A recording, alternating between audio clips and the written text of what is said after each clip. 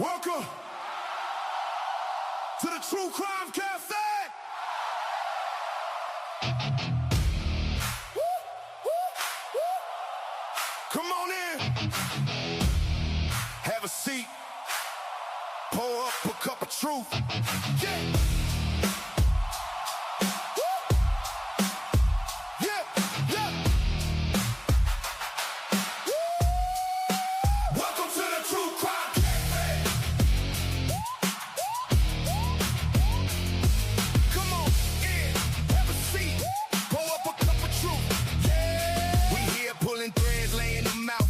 Names on the cardboard wall, red lines cutting through, cold files on the counter, old lies in the air. Everybody got a story, we just see what's there. Seeking that justice, digging every day. Every little rumor, every word they say. Nothing but nonsense spinning around this town. We break it down, turn it all around. Welcome to the TruCrime Cafe. Come on in, sit down, press play. Pour a hot cup of truth, let it stay. We don't buy that script, they say. We're here pulling threads for you, peeling back layers on what ain't true. Stories being sold, narrative up and down. We flip that tail, put the facts in the ground. Late night, black coffee, eyes on the page. Somebody trying to profit from somebody else's pain. Clickbait headlines, dancing on the screen. We cut through the chat to get back to what it means. Who wins, who bleeds, who's hiding the stain, who's laughing on the way to the bank off your pain. We chase that truth like a car in the rain. If the trail go cold, we light it up again. Welcome to the TruCrime Cafe. Come on in, sit down, press play. Pour a hot cup of truth, let it say. We don't buy that script, they say. We're here pulling threads for you, peeling back layers on what ain't true. Stories being sold, narrative up and down. We flip that tail, put the facts in the ground. Is it justice? Or just a show? Are they chasing the truth or chasing the glow in this room? We call that bluff, cause people ain't episodes that you binge and forget. Welcome to the TruCrime Cafe. Welcome to the TruCrime Cafe. Welcome to the TruCrime Cafe.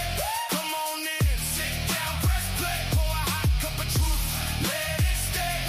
We don't buy that script, they say. We're here pulling threads for you, peeling back layers on what ain't true. Stories being sold, narrative up and down. We flip that tail, put the facts in the ground.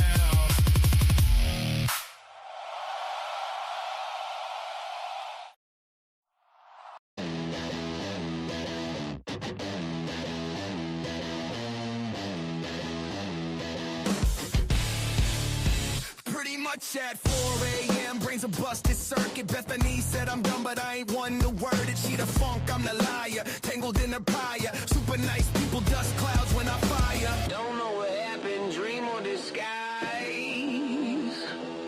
Could have been a movie script in my eyes. Pretty much that's all I can muster. Rusted gears grind, my head's a fluster. Bethany's gospel says I should be crying, but maybe I'm dreaming, or maybe I'm lying. Clock tick-tocks, heavy like my boots on gravel. Thoughts unravel, demons dance and I travel. She a preacher of pain, I'm the choir of blame. Burn bridges like my nights, no two flames the same. 4 a.m. truth's a whisper in the haze. Dreamt or lied, can't tell in this maze. Pretty much that's all I can muster. Rusted gears grind, my head's a fluster. Bethany's gospel says I should be crying, but maybe I'm dreaming, or maybe I'm lying.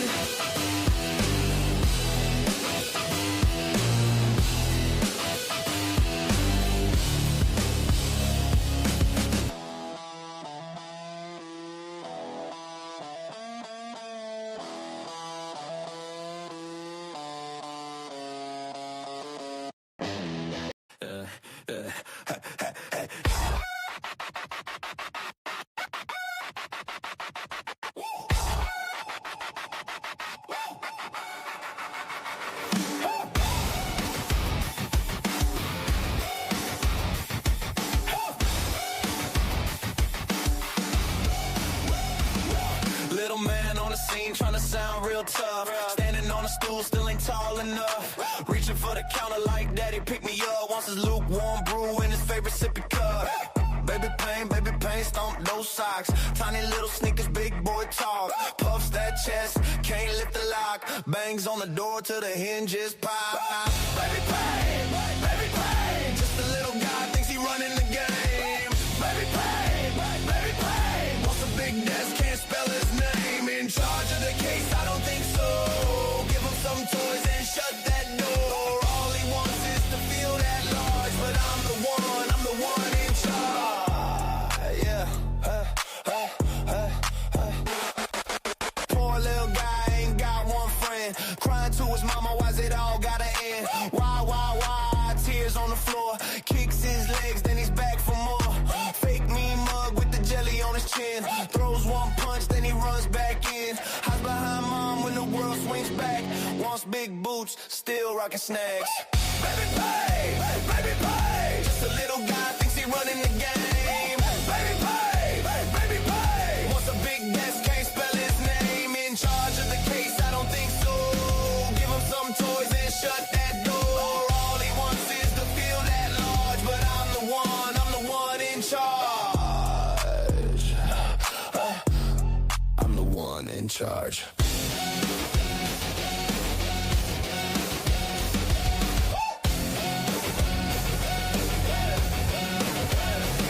Stomping up and down, red face, small frame. Tiny little storm trying to make it rain. Wah, that's his war cry. Big boy dreams in a shirt size 5. Baby pay. Just a little guy thinks he running the game. Baby pay. Wants a big desk, can't spell his name. In charge of the case, I don't think so. Give him some toys and shut that door. All he wants is to feel that large, but I'm the one in charge.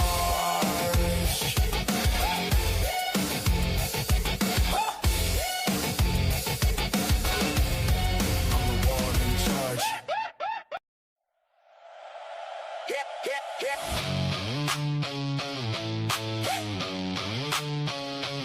Here comes Molly. Here comes Molly. Jumping up and down, she's jolly. Door dashing all day in the lobby. Say she saw the killer in the hallway sobbing. He was right next to me. Molly said calm like it's meant to be. Blue shoes, red cap, that's the memory.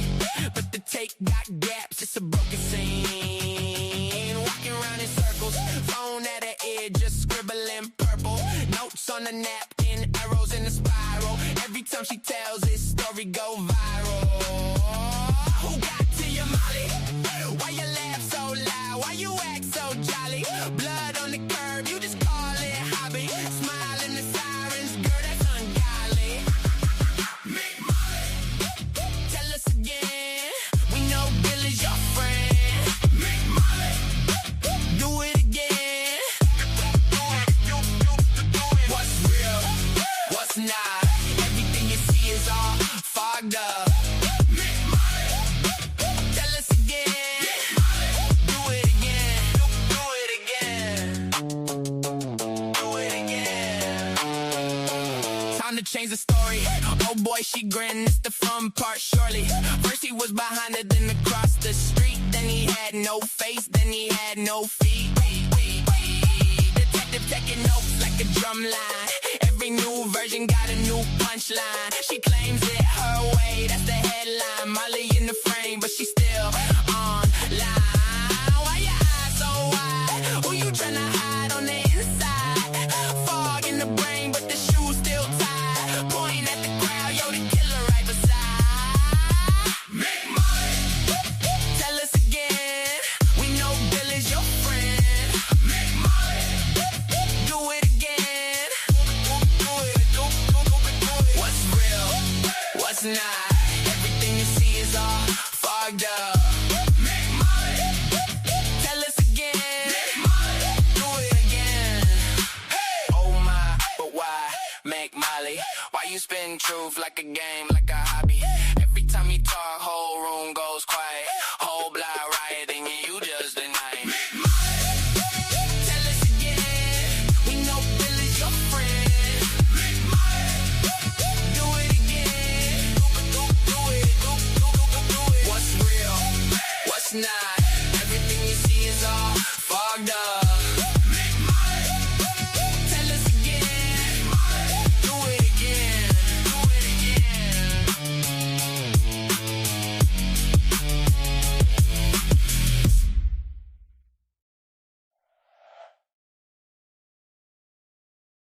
All right, all right. Welcome back, everybody. It is great to see you here back at the cafe with us today. Happy Sunday. Hope everybody's having a beautiful weekend because, of course, you all deserve that. Being the beautiful people. It's great to see you all. We are back discussing more of the crazy stuff going on in the Idaho 4 case. Still moving along, even though the case is closed. Everything coming out left and right. There's a new book dropped, Broken Plea. I'm sure a lot of you have read it. If not, you will. I'm positive. We're going to be discussing things that have come out of that book, actually, based on a timeline that kind of caught my attention, truly and honestly. What was going on with Ethan that night? Based on some of the stuff we saw written in the timeline that they put out there from that book, there's some things that seem out of the ordinary. There's people that were saying that Ethan was acting off that night, so on and so forth. So we're going to be breaking that down, discussing that, and other things that lead to this. I wanted to review another video that dropped. It was quite interesting. And discussing that as well. So thank you all so much for joining me. I appreciate you so very much. And I appreciate everybody that supports the channel the way you do. Please make sure to hit the like button, share this out if you will. And that being said, let's kick this thing off. Let's do it.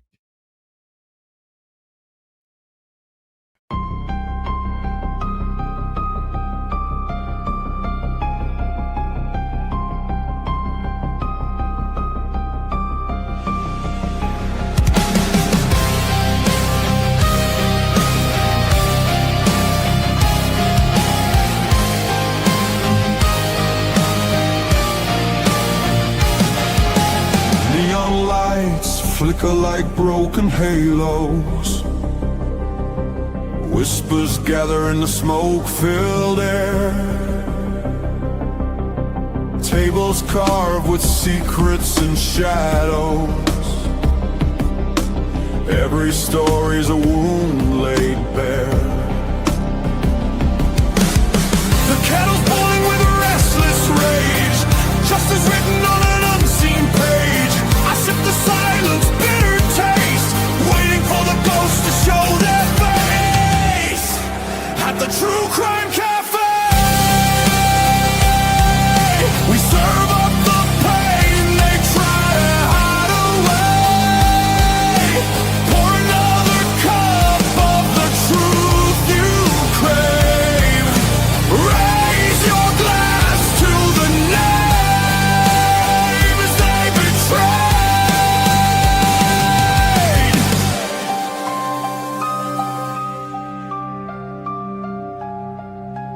Mirrors cracked, reflections are liars.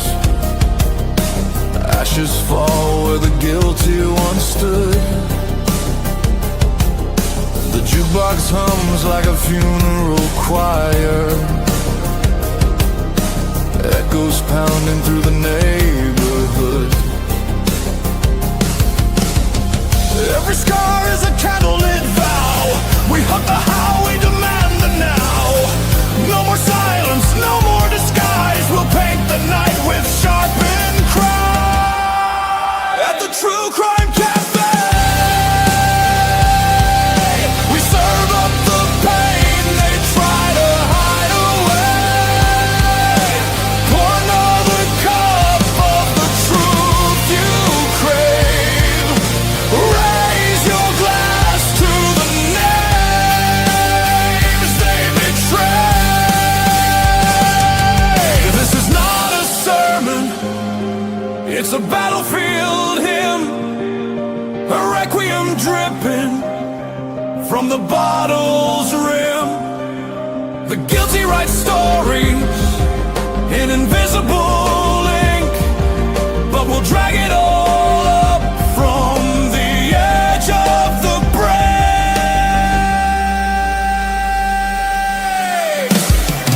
At the TruCrime Cafe,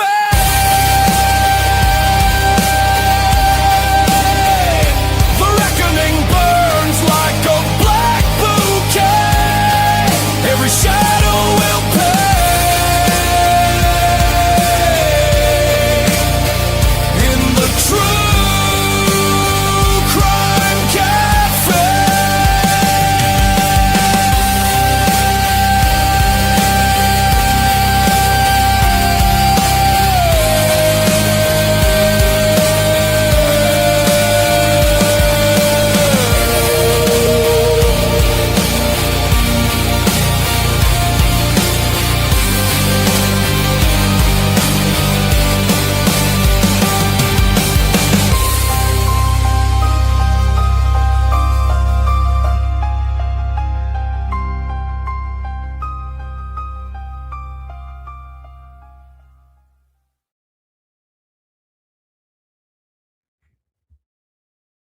All right. Welcome, welcome. Good to have you guys here. Thank you so much again for joining us.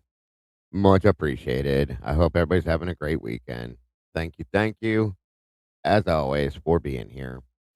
Oh, I see some unhappy people in the chat. That's sad. Very sad. So, I'm going to explain this again, as I've done before. I open up my channel 15 minutes before I start my show to give people a chance to come in here. That's the only reason why I play those other songs. That's not my intro. That way people aren't bored as they come in, because that way people have the opportunity to come in and get comfortable, get settled, get whatever they want to have. That's why I do it. Um, so again, if you don't like the pre intro to it, then just come in when it's time for the show to start at 3 o'clock, which is what it was time for. So that's why I do that. It's only so that people aren't sitting in here bored. Um, I have one intro song, which is the one we just heard, and then I go right into my show from that. That other stuff is, again, to keep people entertained as they're sitting in here, because people do like to come in here earlier. So, and if you're not comfortable with it, come in at the time that the show started, 3 o'clock. That's how I always have done that forever. I have a lot of people that enjoy it, and so, of course, that's why I do it. And for the ones that don't, I'm sorry. I apologize. I can't, um, I can't explain it any other way. So my apologies. But for everybody that does, thank you. I appreciate the kind words and all the support for it. So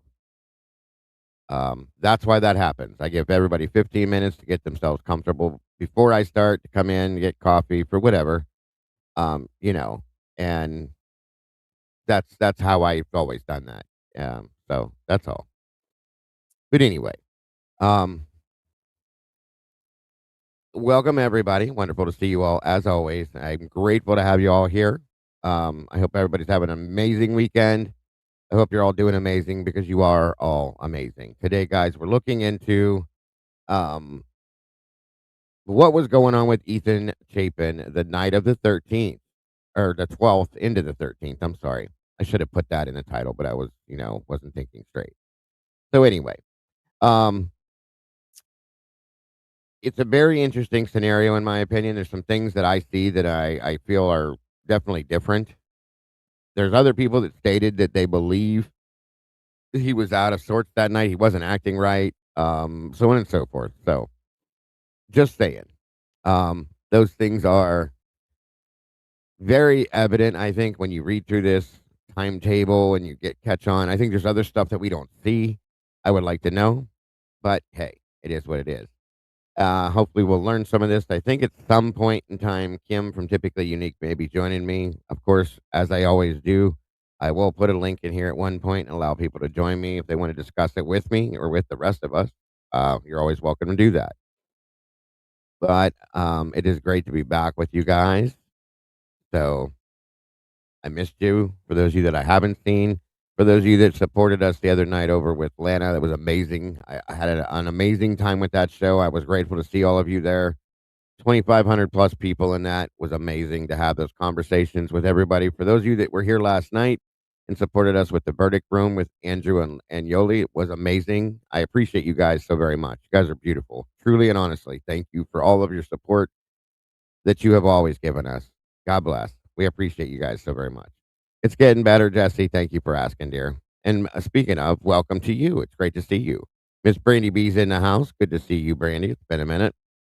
Miss Tandy, welcome to you. Great to see you. Randy Furr, my brother from another mother. Great to see you today. I'm sorry. Um, let's see. Miss Momikins, welcome back to you. Miss Rowe, great to see you. Christine Hurd, welcome, and thank you for the things you've sent me. I appreciate you. Becky's in the house. Great to see you today. Great to have you here. Baby Ames, I love to see you here as well. We appreciate you. Fizzy's fizzing around in the house. Good to see you. Wait till I play you guys the Fizzness song that I wrote for Fizzy. Yeah, that one's kind of funny. You'll love that. Randy Fur, great to see you, and thank you for that.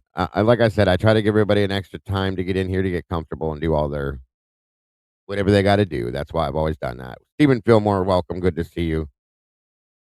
Mr. Wheat Pea, great to see you as well. Thank you for joining us. Beth Wagner, same to you. Thank you for joining us. 1111 Reflections, great to see you. Dale Harrison, my friend, welcome. Verity Leanne, welcome to you. Thank you for joining us. Jesse Schul's in the house. Good to see you, brother. Thank you for joining us again today. Sluther75, dancing on in. Great to see you, dear. I did receive your care package. Thank you so very much for that. God bless.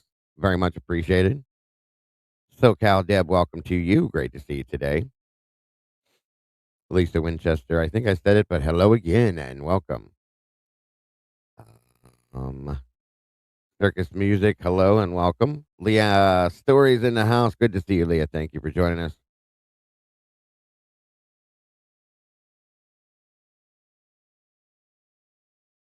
Beach Babe, welcome, welcome. Great to see you. Let's see, Miss Teresa. Wonderful to see you. Lily Rose, welcome back, dear.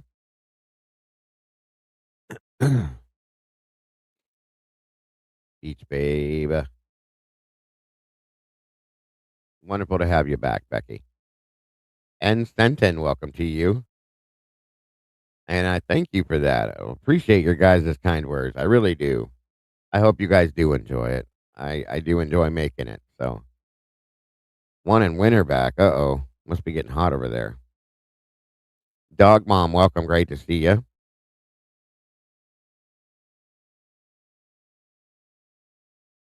Miss Rue. Trying to make sure I don't miss anybody. Miss Noni, good to see you, dear.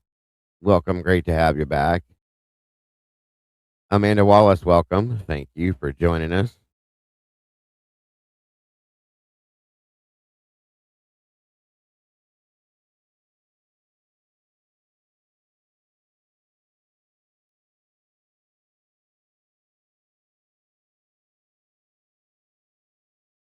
I think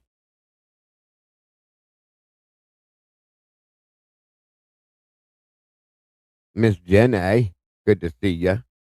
Just like peas and carrots. Offie's in the house. Good to see you, brother. Thank you for being here. Oh, baby Ames, baby Ames. Farmzilla, welcome to you. Great to see you. See some new faces in here. Thank you for joining us. We appreciate you. Jessica Allen, thank you for being here. Aquamarine, welcome to you, Microdoc. Great to see you. Amy Lou, welcome to you. Lisa and Cannoli, welcome back to you. It's been a minute. Great to see you. Amy Lou who? Damn good pie. Good to see you. Love your names. Gracefully salty, welcome, dear. Rodozer, welcome to you.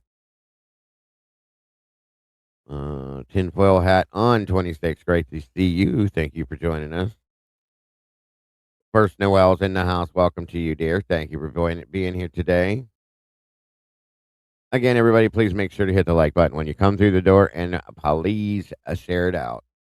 Looks like there's 186 peeps in the house with 82 likes. Let's see if we can make that match, please, and thank you. Miss Brandy, congratulations, dear. Happy day anniversary on 36 months. We appreciate you so very much. I know it's more than that, but thank you for being here, Brandy. I always appreciate it. One shot, Charlene. Welcome to you. Great to see you. Pamela Smith, welcome. And Bootsy's in the house. Great to see you, Bootsy. Chillin, welcome to you. And Right Turn Clyde, happy Sunday to you. Love seeing the new faces in here. Always, always. Appreciate it. Let me see. Make sure you guys at the bottom of your George Stewart, welcome to you. At the very bottom of your chat, there's a little $sign and a square. Make sure you click on that to be able to receive memberships because there's always somebody in here gifting memberships. You want to be able to receive them if you want to be part of the community. Jump in the sauce with the rest of us, please, and thank you. Holy goodness. Miss Rach is in the house. Good to see you, darling. I hope you're feeling okay. Congratulations on the new little one. We got another little baby meatball Miss Rach just brought into this amazing world. We appreciate you, Rach. Always happy to see you. One of our blue crew. I hope you're feeling good, dear, and wonderful to see you in here today. God bless, hon. We have missed you for sure. Superman's grandma, welcome to you. Microdot, good to see you. What's the truth? What is truth? Yes. Welcome to you, Rissa Roberts. Yes. We got another baby meatball joining our family, thanks to Miss Rach. Wonderful to see her. Miss Tandy, good to see you. Cheryl Renee, good to see you. Mimi422, welcome to you. Yeah, we have definitely missed Miss Rach.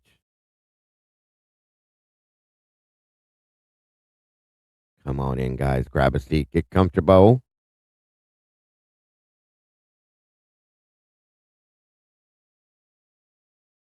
Oh, absolutely, dear. We have all missed you very much. And we was worried about you for a while, but I'm glad to see you. I'm glad you're doing good. I'm glad the new baby's doing good. So happy for you. Beauty Way, welcome to you. It looks like Sweet Pea jumped on the wagon with the first of our goal. Thank you so very much. Very good point with that. Worried about BK's mental ability to ask for PCR now. Very good point. Thank you so much for that. Yes, we will have to get Rachel the new baby meatball Blue Crew baby onesie. We got them in our shop, so we'll have to make one happen for sure. Yes, new baby meatball to add. All right, guys. Make sure you can receive those memberships. I'm going to go ahead and throw some at you guys right now. Giving back just a little bit. There's 5 for you there. And it looks like Bethy B to you received one, as well as Verity Lane, Rissa Roberts. What is truth and tinfoil hat? All of you guys, welcome to the sauce. We got 6 new meatballs jumping in. And what the hey? Let me give you guys 5 more to go behind that.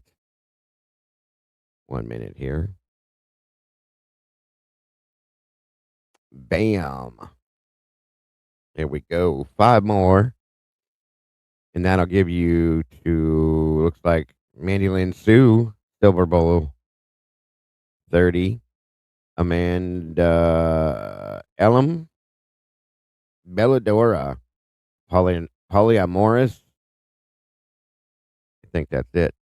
Congrats, guys. Welcome to the sauce. Welcome to the family. I appreciate you all so very much. 11 new meatballs jumping in. So thank you guys for being part of our amazing family here and supporting us the way you do.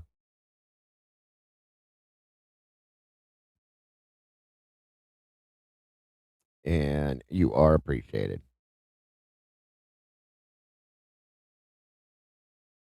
Right. Welcome to the new meatballs. Miss Joanne, good to see you.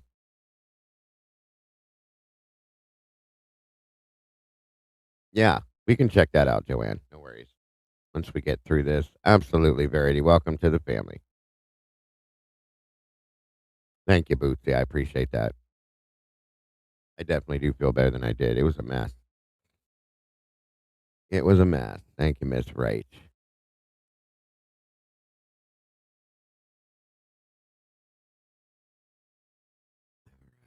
All right. So, like I said, in the back of the book, Rise Hamilton, welcome. Good to see you. It's been a while. Thank you, Shirlene. I appreciate that very much. In the back of the book, I think it was in chapter 9, and I'm going to show you guys too. They put out kind of a bracket of a graph, whatever you want to call it. And it showed different things within the timeline. Okay. And as I was going through it, I was looking at different stuff, and it really kind of bugged me a little bit. And it made me feel like something's going on. Something was going on, and we're going to discuss and break it down to show you the points that I was making. Um, about Ethan, maybe Xana as well. There's some stuff that bugs me. So we're going to talk about that a little bit and whatever else we jump into. Absolutely, Miss Joanne. Let me see if I can find it in here, though. I want to see if I can find the actual copy of it in the digital version. Give me 1 minute.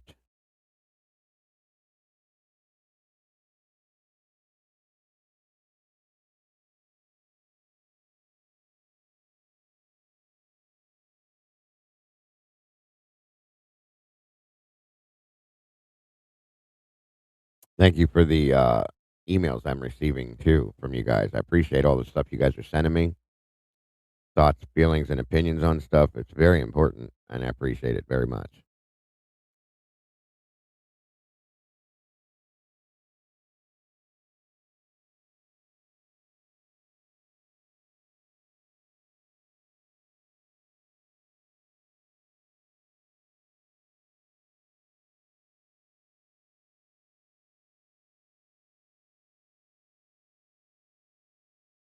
Also got something sent to me I thought was interesting about everything you guys have sent to me has been awesome. I appreciate you guys very much.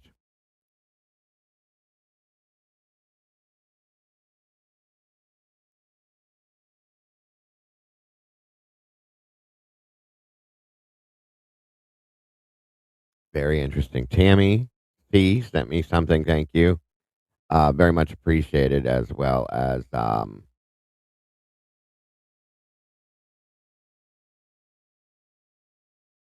Matt Ryder. I got it and appreciate it very much. Kim Young, of course. Thank you all. Very much appreciated. All right, now let me get this pulled here.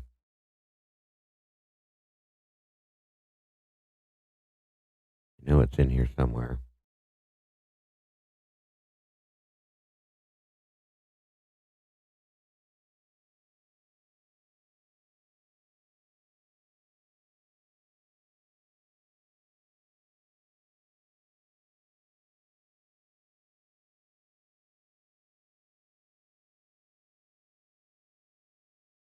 Hold on.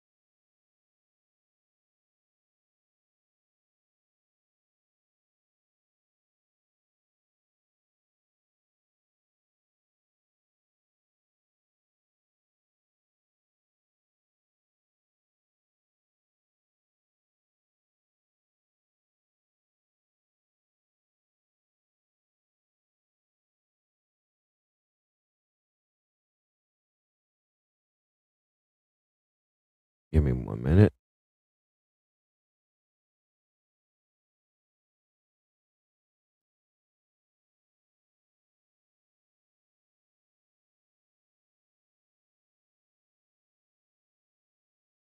Right.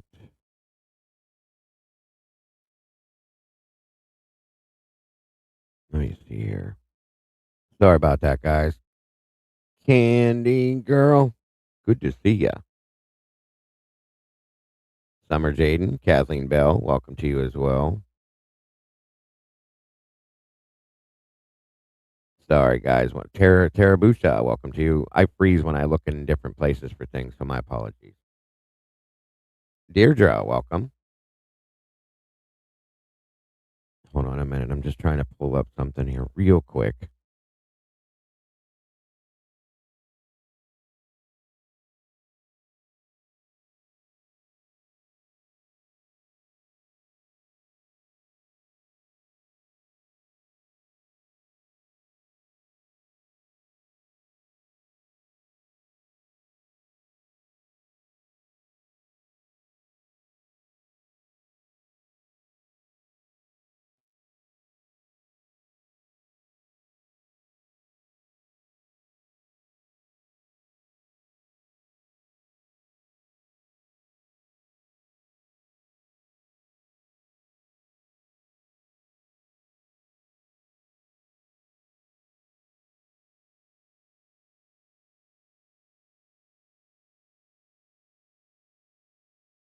Bear with me. Bear with me. I'm still here.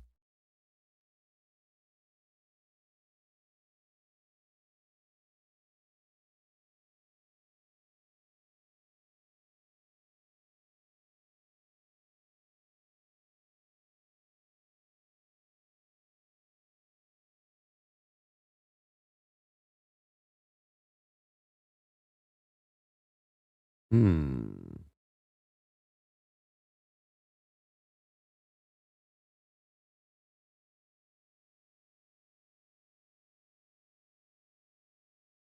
Right. Right. All right. Lisa Vallejo, welcome. Good to see you. Sarah Karwowski, welcome to you. All right. Let me get there.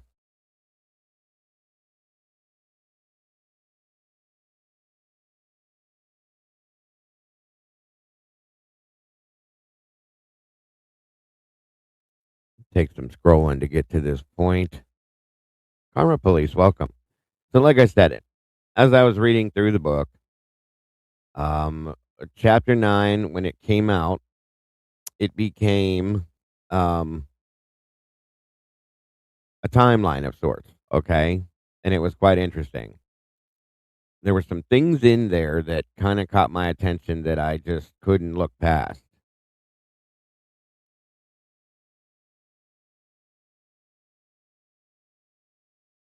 If that makes sense to you guys.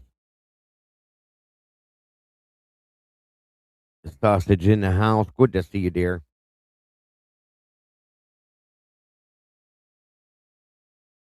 This is a good point too. Welcome, welcome, welcome.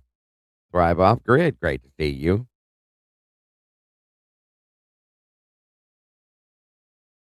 Thank you, Thrive. Appreciate that.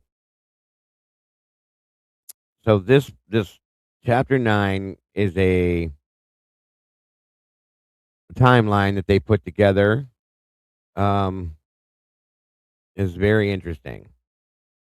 Just give me some time to get to it. Takes a minute. Oh my goodness. Is it now, Miss Lisa? All right. Come on in, guys. Grab a seat. Get comfortable for those of you popping in here. You are so very appreciated.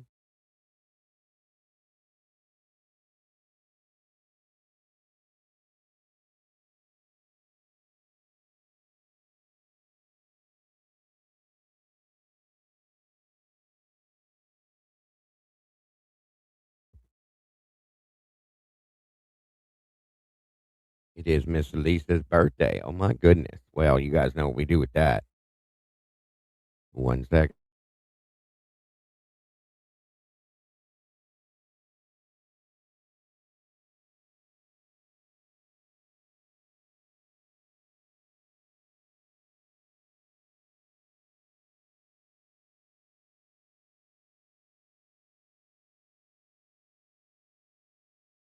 I just so happen to have something for you there, Miss Lisa. We celebrate birthdays here, guys. I'm sorry. I think they're very important because it's when you was all created. So here you go, Miss Lisa. Just for you.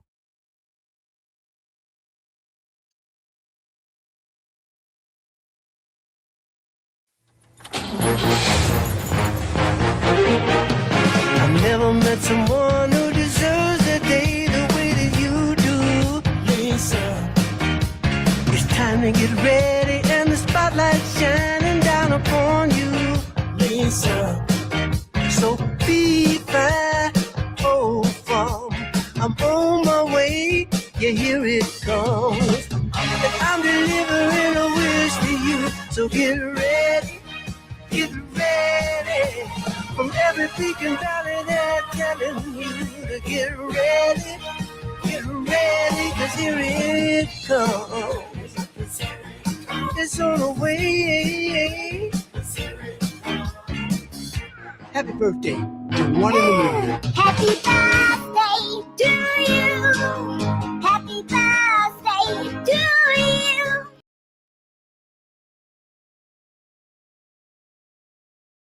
There you go, dear. Just for you. And a real quick.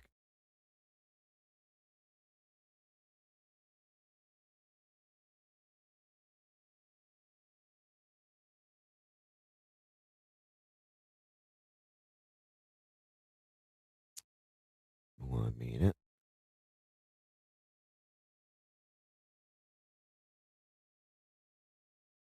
Everybody has to have a cake on their birthday. So here is your cake with your candles. Make sure you make a wish and blow it out and have an amazing day and an amazing rest of the year till we can do this next year again. There you go, dear. Happy birthday. Hope you have an amazing day. God bless. Nothing but love for you guys.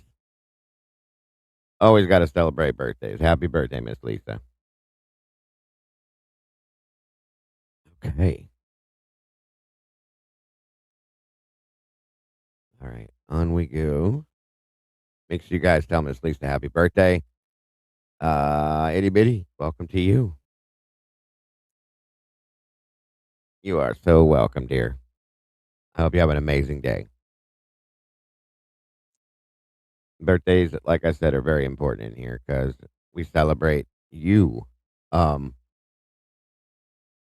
the day you were created is very important because otherwise you wouldn't be here, part of this family, and we appreciate you so very much. Come on, let's get to chapter 9 here. There is so much in this book. All right. I have Miss Leah put together a theory that we may review too. We'll see. If not today, definitely tomorrow. All right. All right, we're almost there, you guys. I'm trying to get this to load. Oh, almost. One more chapter. I'm sorry.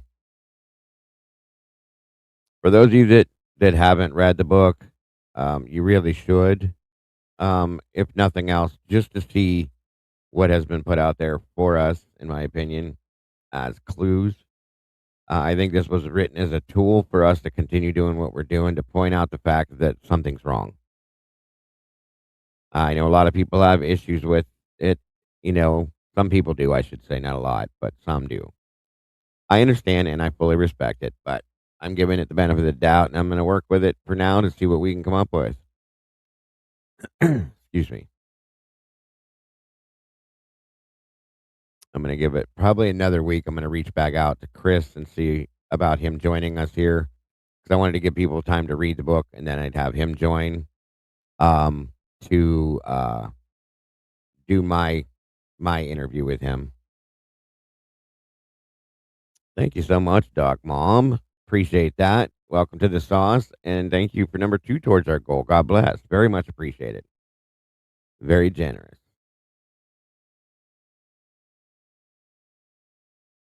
All right, guys. I think we're there. I think. Oh wait. Nope. Almost. A couple more pages there. God, scroll through this whole thing. It won't let me just jump right to it. Unless I just don't know how. I probably just don't know how to use the thing, so it's all good. I had to scroll as far as I could scroll. I want to be able to show you what I'm talking about when I'm discussing this.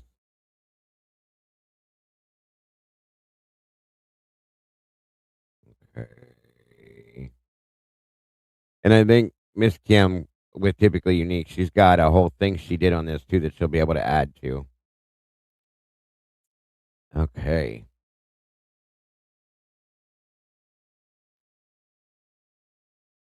All right. So chapter 9 in this book is called Mad Greek Treehouse Interview Jazz. Okay. And it shows. Oh boy, where's this timeline at? Give me a minute. There we go. Let me bring it back down to a normal size. It shows the timeline here,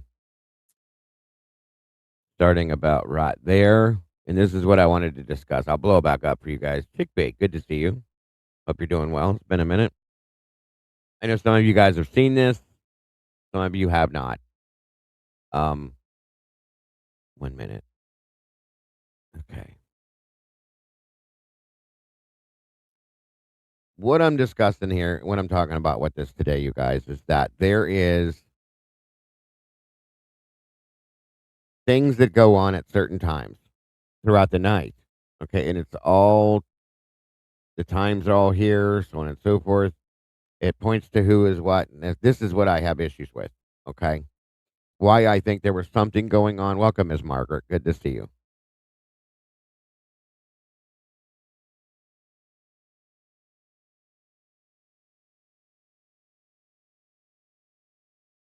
Hang on a minute.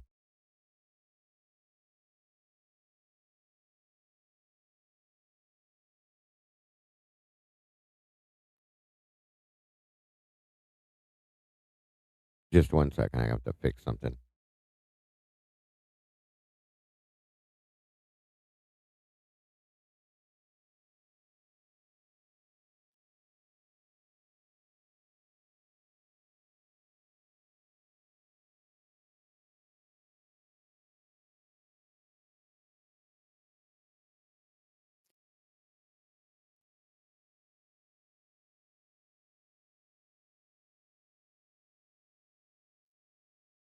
Okay.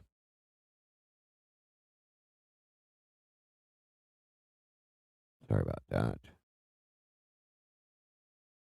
Here we go.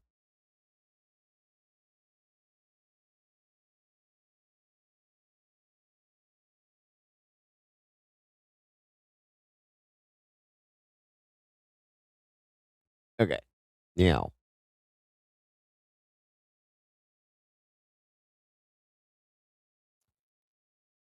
I may be wrong, but Gen 7, good to see you. Thank you for being here.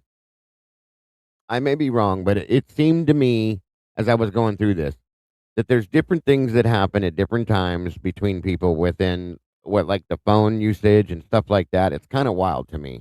And it looks to me like something might be going on. That was not very, on the up and up, I guess. Maybe. So we're gonna go down through these things. I'm gonna point these things out, okay? And most of them are gonna be between Ethan and a couple other different people. And when you put these things together, this is why I have issues with this. And this isn't the only thing we'll discuss, but also I do need to do this. I forgot to do it again. Hold on. My apologies, folks. I'm not with it yet. Sorry, I missed a couple days. My brain is. I had a sinus infection that turned into a tooth issue too because I have a broken tooth up here. So it became painful for if nothing else, and the infection. It's just been a mess. So that's why I missed a couple days. All right. Okay, guys. So I have the link pinned in here at the top of the chat for anybody that would like to discuss this with us. If you have any thoughts about what I'm saying, here we go. And if not, no worries. Just giving you guys the option. At some point, Kim may join me. We shall see. So moving forward to this, okay? As we go into this,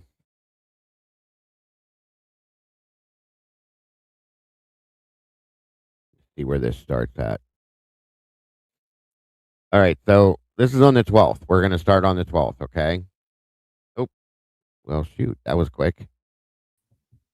Bada bing. Hello. Hi. Absolutely, Jesse. How are you? Good. Trying to get a lot Wonderful. done around here today, but I've been listening. Absolutely. Yeah, How I've are been all you? over the place. I'm good. I'm good. Thank you. Good. Oh, I got this on. Yeah, Jesse, absolutely. You can jump up here. Join me for sure, sir. Um, so I just now jumping into this point where I was pointing out some things that I believe I don't know what they think with exactly it is. I'm trying to put that together still, but something that I believe was off with Ethan that night and Mhm. possibly Xana. And I know we've talked about it in the Discord, whatnot, so on and so forth. But I definitely do have some thoughts and some curiosities. And I was just getting ready to start it. Um, right around 2 o'clock on the 12th, the day before. Well, the night before, the night of, I should say. 2 in the All right. morning? Was that- 2 in the afternoon. Oh, yep. Because I think that's when it starts to show up here. Well, I'll start at 11 o'clock. Bethany wakes up. Only Ethan is the only one at the house, but that doesn't have anything to do with what I was talking about. So it's the first time we see Ethan mentioned in this timeline, okay? But then we go down to 2 o'clock. Go ahead, Kim. Well, the only thing about that 11 to 12 time is that all the girls except Bethany went to Taco Bell. I think Taco Bell and alcohol, but to me, that explains the Taco Bell in Xana and Ethan's room. Yeah, that's what I thought too, which makes perfect sense. And that was on 11. Nope. Hold on. Yeah, 11/12 that morning, the day before or the day of. I guess I should say the night before. That's Saturday. That's Saturday. That's the best way to put it, right? Bethany woke up, and Ethan was the only one there. Everybody else had gone to Taco Bell. You guys know, like Kim just said. So yeah, welcome, Sandra. Kayoshi Mittens for Kittens. Great to see you. Lisa Auden, welcome. Wade Bird, great to see you. Thank you all so much for joining us. And Kim, thank you so much for joining me up here. It's always a pleasure to have you here. Yes, thank you. So back down, we don't see nothing else going on, but around 2 o'clock, okay, Bethany leaves with Maddie Dillon, Xana, Ethan, Hunter Johnson, Josie, Lyndon, Kai, Allie Benson, and Sky Speck to go to the Taylor Street gathering, okay, over at the Whites. Kaylee had previously left before them, it states. Kayla Wynn said that they left at 1700 to 1800 hours, and that comes from Rosinski's supplemental report number 19. And Hunter says that they left at 1430 from Maury's number 42. So moving forward. So if you convert those, so right. I have 2:30 to 3. Somewhere between 2:30 in the afternoon and 3 is when everybody went to that Kayla N's apartment. And then, like you said, Kaylee goes before, but that information only comes from, did it say? No, but I don't even know where that comes from. Does it say in the chart? It says what I just explained says that one of the points comes from Officer Rosinski's supplemental number 19 and Maury's number 42 reports. Yes. Okay. Yes. I was wondering if it was Kayla's interview, but no. And then, but they also say something about Kayla Wynn and her saying they left at 1700 to 1800, but it was her interview based on Rosinski's report. So, right. So the interesting thing is like looking at the times that are not accounted for. Okay. So, so they're saying Ethan left Kayla N's at around 3:48, because remember Bethany's got all these pictures. We don't know anything about Ethan until 7:19 p.m. when the Explorer leaves the house. Yes, that's where I was headed next. Absolutely. But yeah, you fill in all those gaps with the different times of stuff, but yeah. Right, of course. Thank you, Stephen, for that. Very much appreciated, brother. Says, I really appreciate you hosting these lives. Working in the criminal justice system feels very dark at times. Being around this community where people seek the truth can feel like medicine. And thank you, brother. I appreciate that. That's nice. Yes, very much appreciated, sir. All right. And these other things going on in between. Some of these things play into this, in my opinion, too, guys. Some of them. All right.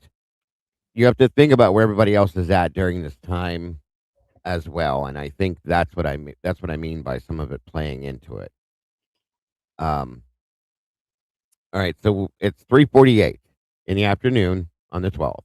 It says Bethany and Xana, and I'm putting this in here because Xana is with Ethan. Okay. Bethany and Xana leave the party at the Whites. Ethan had left before them. Everyone else was still there. Bethany and Xana go to Allie Benson's house on Taylor Avenue. So at this point, go ahead. That's what's important. Exactly. Xana going to Allie's, and we don't know where Ethan went. It just says he left Kayla's. So they're not together at that Right. point, supposedly, because he left first. Yeah, it shows that shows that they're separate, folks. This is what we're trying to point out to you, okay? So Xana goes to Allie Benson's party. Where's Ethan? Ethan had left before that. It doesn't say where Ethan is, okay?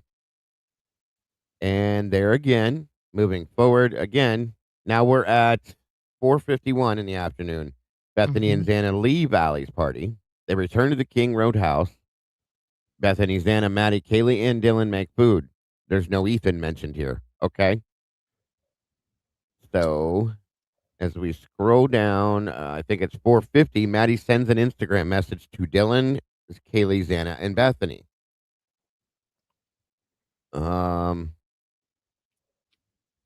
Again, that was at 4:50 in the afternoon. Nothing else, and then we get down to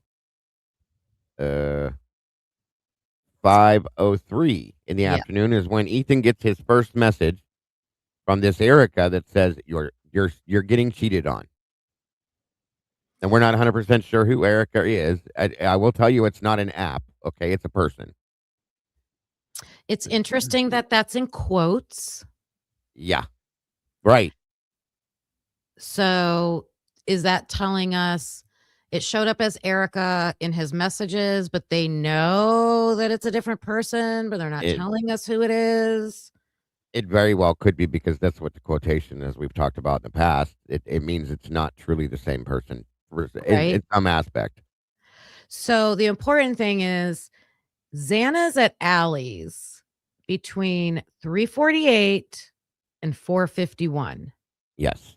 And then right after that, Ethan gets this text. You're getting cheated on. And here they're not together. Remember that. They're not together. So Xana's at Allie's party. Little get together, whatever it is, okay? Did something happen at this get together? I'm not saying this really happened, you guys. We're just looking into this, okay? One of the main things we have not had in this case through the whole thing is a true to life, true to form timeline for Ethan and Xana. That's why I wanted to look at this this way, because it's bothered me. When I got this and I started looking at this, I was telling these guys, something's not right with this. Something's going on around Ethan, okay? And there's other people in other interviews that said he seemed off that night. Is this why? Okay. And then we have things stated in the other thing stated in the book where they're looking at Ethan as the suspect at first. Nunez gets there and makes a statement about, did he take his own life? Like, what's going on? Something's off here. And that's what I'm saying. And that's why we're focused on this today, just so you guys know. Yeah, the timelines are key. And unfortunately, we have big holes that we don't have all the information. So you have to really look at what do we have and what's missing. And then we have to go start searching in other resources. Like, is there any of this missing information in an interview or in some report somewhere or in a photo or, like, and can I address, I've seen a lot of comments in the chat about the work product. Actually, I'm going go to ahead. actually address that. Go, please do, because I was going to, and I have to run to the little boy's room real fast. I'll be right back. Sure. You guys, I'm going to do that as part of my show tomorrow, just addressing that and more than just a verbal explanation. But I'll just tell you quickly from what I've seen so far, it looks like the defense, we'll just take the defense side. They have their experts and their investigators looking through everything. So if they find information in a report or an interview, okay, and they take information from that's work product. Because it's not like a physical piece of evidence. It's something somebody said or something they see. And so they call it work product. But the key about that is that's not discoverable. They don't have to turn that over in discovery. You see what I'm saying? Like, so it's not like when they're requesting discovery, that's more hardcore, hard-based, concrete evidence, like cell phone data, something coming directly from an actual object source. This is my layman's way of explaining it. DNA, cell data, the sheath, things like that are discoverable because it's like the evidence, right? Information that they're like gleaning from like what people said and things like that. And it seems like it's a big part of that, why we can't see a lot of information. Something they figured out. That's a good way of saying it. Again, I'm going to find you. I'm going to use resources that I have found from the experts explaining this. I'm going to do that in my episode tomorrow. Yeah, conclusion, things like that. Yep. So they'll just say in this document Dago's looking at, it'll just say, it's from work product. They're not even listing the report they got it from or the interview they got it from. That might be a hint to us too, something that wasn't exactly turned over. I don't know. Like that text message Erica sends Ethan a message saying you're getting cheated on is work product, which is weird because it's coming from a cell phone. So yeah, there's some leeway there on how they're using work product, I think. It could be a few different things. I agree. It's not an easy thing to understand, I don't think, but no. Let me fix this background. I just realized I always do this. There we go. Okay. Exactly, Fizzy. It should be on his phone. Like it's discoverable. It should be. I don't know. I agree. Truly. Maybe that's why we can't. Maybe that's why they're not letting us see their phone text messages and stuff because they're viewing it as work product. I don't know. That could be. That's a good point, Kim. Truly and honestly. I do a little bit thrive. A little. I mean, I can't get too much into it, but I do understand it a bit.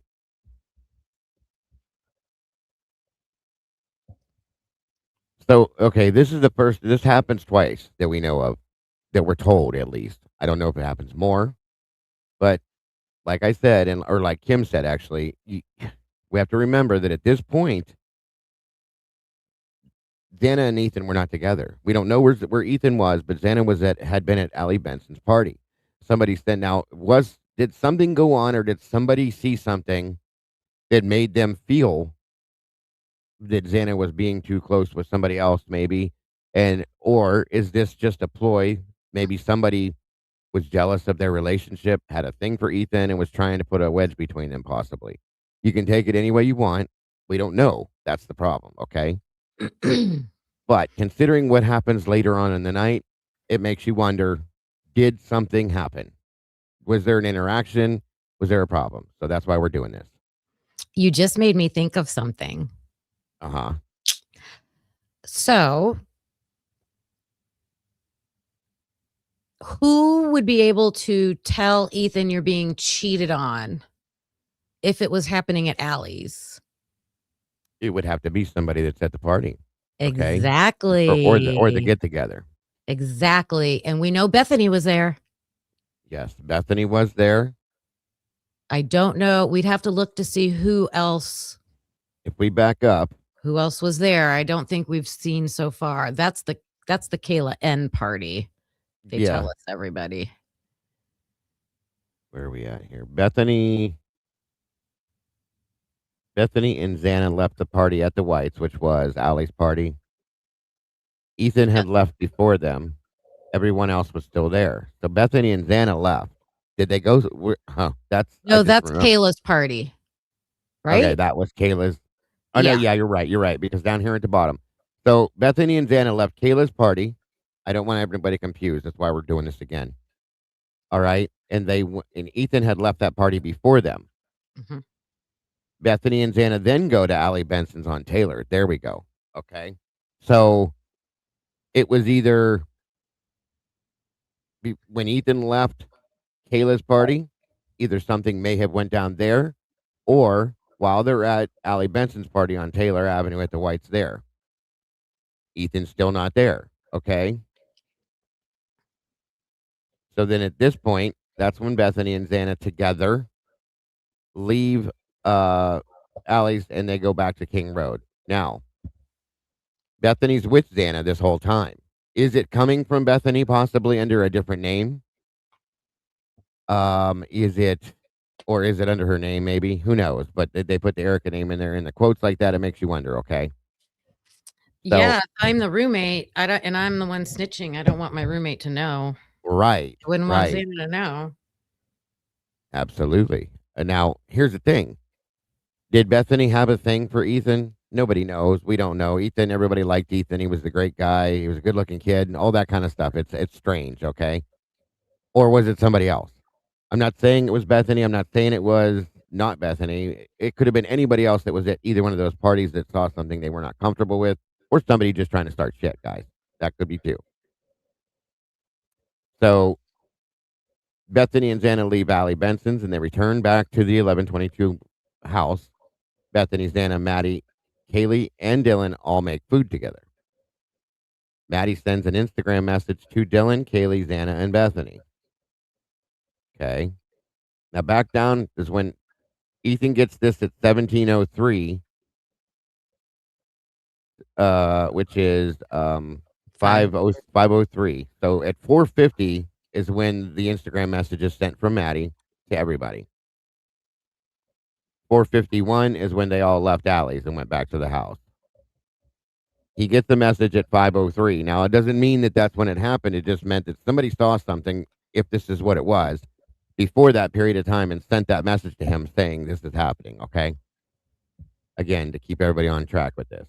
So then at 5:32, Xana sends a text message to Ethan saying she's taking a nap until 8 o'clock. This comes from Ethan's phone. So that's not work product. They're saying it's from his phone. Then, again, and I don't know if this has anything to do with this. Is something going on in between this with everybody? We don't know, but that's the thing. At 5:36, Dylan gets a phone call from Bethany, who had been with Xana earlier, and they talk for 12 seconds. It could have meant nothing. It's just like, hey, what are you doing? You know what I mean? They're all in the same house, supposedly, at this point. Mm-hmm.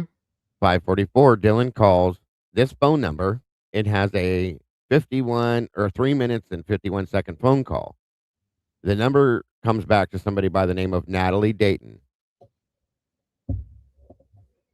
Was that Dylan? Yeah. Okay.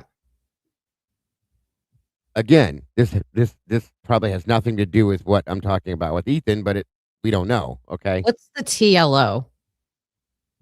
TLO. I don't know what that Natalie is. Dayton. It's probably whatever they use to figure that out. Telephone listings, something. I don't know. That's a new one for me. I'm gonna look that up. Mm-hmm. All right. Then we go forward on to 6 o'clock. Right? No. Yeah. 6 o'clock. From 6 p.m. to 6:20. Bethany, Maddie, Xana, Dylan, and they all napped. Okay. Dylan says from 1700 to 2000. They were supposed to get up at 8 o'clock. Now, at 1919, okay, that would be 7:19. Mm-hmm. The Explorer, which is the Chapin vehicle, leaves the King Road house. It's off to go pick up everybody to go to the Hunga Dunga thing. Okay. That comes from the logs from the Explorer. Yep. So we know that Ethan was the one that was driving that at that time. Where he was before that, nobody knows. Okay. Can you read doesn't it say assumed Ethan's driving it? Does it say that somewhere or not?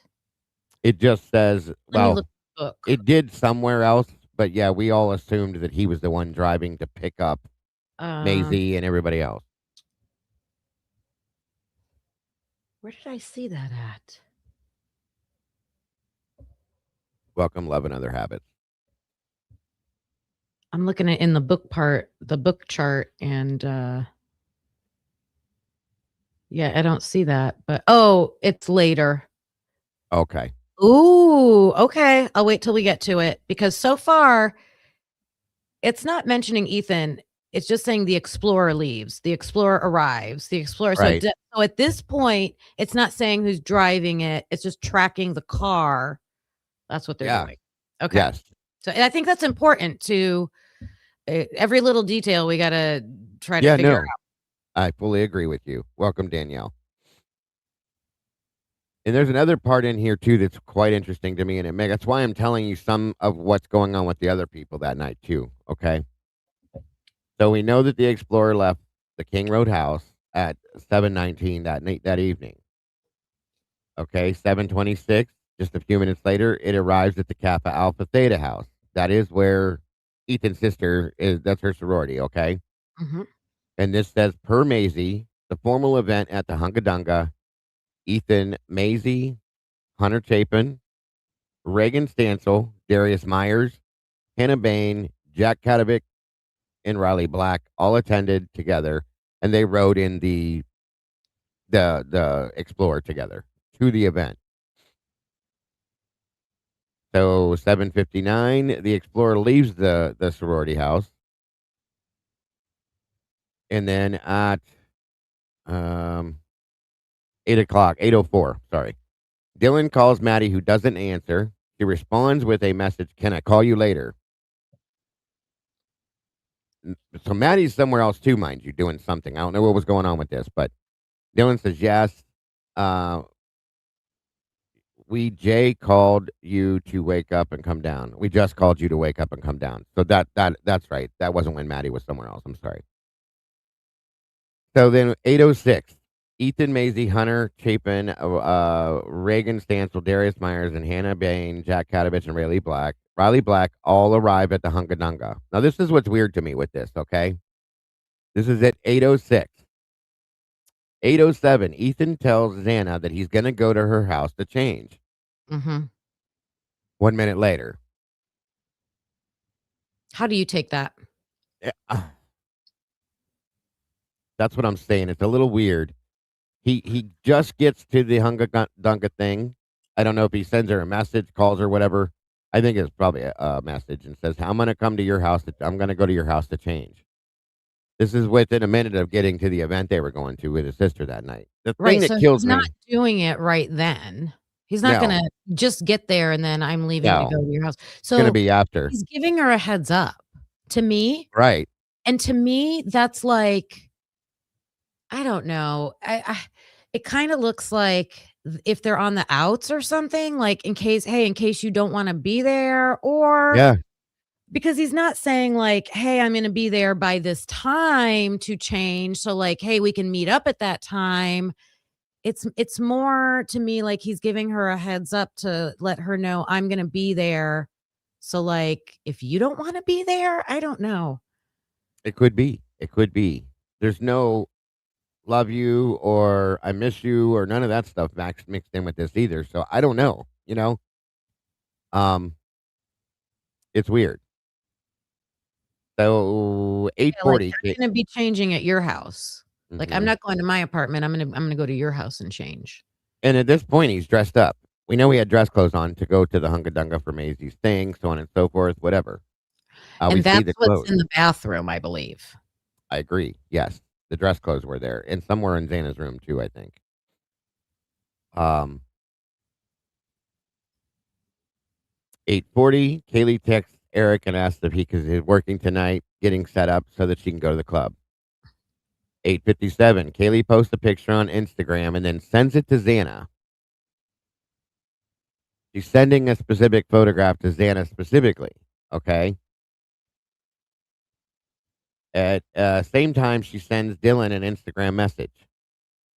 1 minute later, Dylan sends Kaylee an instant message and says, "Can you send me those photos, please?"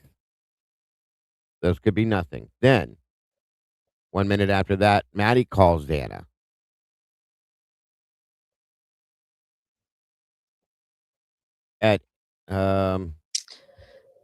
Is that a text or a call from Maddie to Xana? It's a call, it says. Ooh, what does mine say? Let me see. 8:59. Yeah, 8:59. And it came from Xana's cell phone too. It is a call. It is a call. I made a It, mistake. she's, Maddie specifically calls her for whatever reason. It could mean nothing or could be something. Who knows? 9:00. Maddie and Bethany leave the King Road house to go to Peter's apartment at Sigma Chi. Ethan and Xana came over after Bethany and Maddie. Kaylee was not going to go to the Sigma Chi party. Dylan walked to the party alone later. So Dylan didn't go with everybody. She did something for a while. She stayed at the house and then she came over later by herself, which was a little bit strange, but okay. Now we're at 9:02. Remember they got to the Hunga Dunga thing. I think it was 8:06 that night, right? Mm-hmm. All right. And so we have Not even an hour. barely, right, barely. So 9:02, Ethan, Maisie, Hunter, Reagan, Darius, Hannah, Bain, Jack, and Riley leave the Hunga Dunga. They were there for 1 hour, not even a full hour, okay? A couple minutes shy of. At 21:06, they get back to the Kappa Alpha Theta. Now we know that there was something wrong with Maisie that night as well, okay? She was upset. She was crying. They drop, Ethan goes and drops them all off back at the Alpha sorority and at least the girls, okay? Maisie's upset about something. She's crying. Nobody knows what it is. We would know if they'd let us see her interview. Yeah, that's true. Very true.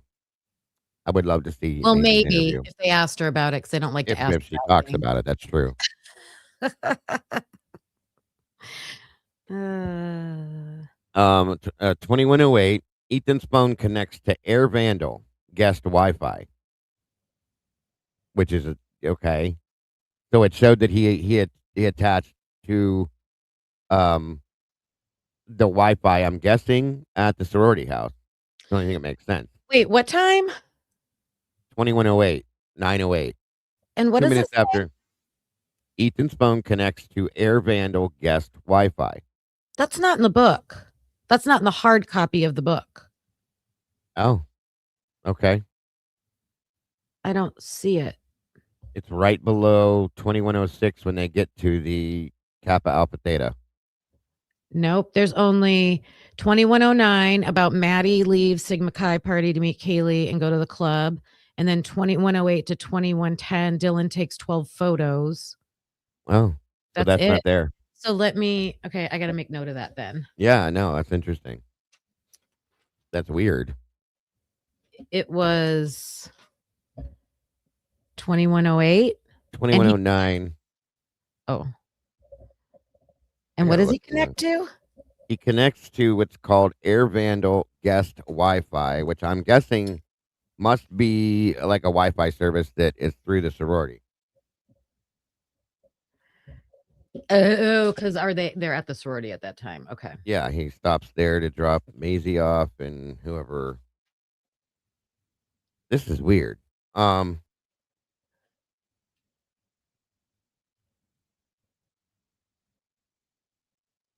me a minute, guys.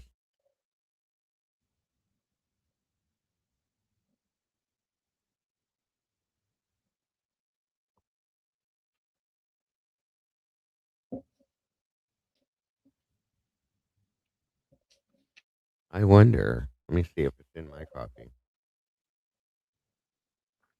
I'll be damned. It's not here either. It goes from 21:06 to 21:09. What are you looking at? The book. I know. I told you. And it doesn't say anything about him connecting to the air. That is so weird. Yeah. Okay. Well, it's good to know that we have this copy then. The other thing to point out too is when, they say the girls are napping from 5 to 8. And Xana does text Ethan and say that she's napping until 8. But other than that, I mean, there's no proof that Right. Yeah. Xana's actually in that house the whole time, or Very that good someone point. else didn't come over to the house at that time. Right. Yeah. And I wonder why they put this in here, that his phone connected to the Air Vandal guest Wi-Fi, maybe to prove that he was there. So, Yeah. okay. That's at 21:08. Digital copy is out of timestamp order as well. Oh, nice to know, Witchy. Thank you. Well, the Thank you. book kind of is too. Yeah, it seems like it is too. As well as this was. We knew that the timestamps on this were off when they get to midnight. Remember that got all screwed up. So Yeah. weird stuff. I just took them. I took the 24 and the zeros as midnight. Yeah, right. Thank you, Witchy. I think that's number 3 towards our goal today so far. I appreciate that so very much, and you're very, very generous. Thank you. So maybe that's a good point. Sluther said maybe they made revisions, but I don't know. I would think the book would have been printed already beforehand. That's weird. The book doesn't match the electronic copy. Right, Cheryl. Right. Somebody asked about the Wi-Fi at the campus going out. I just saw that I just saw that call the other day, and it was like 6:30 in the morning or something. It was early in the morning. Yeah. It wasn't crime time, I don't believe. Could have been cleanup time. Yeah. But it was Very in the true. morning. Very true. Welcome, Beverly. Thank you for joining us. No worries, dear. So he connected when he stopped at the sorority to their Wi-Fi. Well, I'm guessing. And then it says at 21:09, Maddie leaves the Sigma Chi party to go meet Kaylee to go back to the corner club. Between 21:08 and 21:21, Dylan took 12 photographs. Now we're at 9:18. Dylan calls Maddie for 14 seconds. And then now we're back to, where was he? He was at the sorority house. It looks, the vehicle was from 21:08 till 21:21. So roughly 15 minutes or so. Okay, we'll say. Yeah. Give or take. And it says here now, the Explorer believed it to be driven by Ethan. That's where we get to it. Right. Okay. Oh, my goodness. Thank you so much. Damn it, Janet. I love that saying. Janet. From one of our, my wife and I's favorite movies, the Rocky Horror Picture Show. I love it. Thank you so much for that. Damn it, Janet. Appreciate your generosity. Number 4 probably towards our goal today. That's very awesome of you, and God bless, hon. Nice. Very much appreciated. So again, Explorer. SRB's in the house. Good to see you, SRB. Thank you for joining us, dear. Explorer believed to be driven by Ethan leaves the Kappa out to Theta, and Maisie does not go with the rest of the group. She remains there. Again, as we were talking about earlier, Maisie's upset about something. She was crying that night. I don't know if something happened at the Hunka-Dunga in between there or whatnot, but it was number 5. Thank you, SRB. I knew you'd catch it. Thank you very much. Guys, that should have got confetti then. Hit the goal already. You guys are amazing. God bless.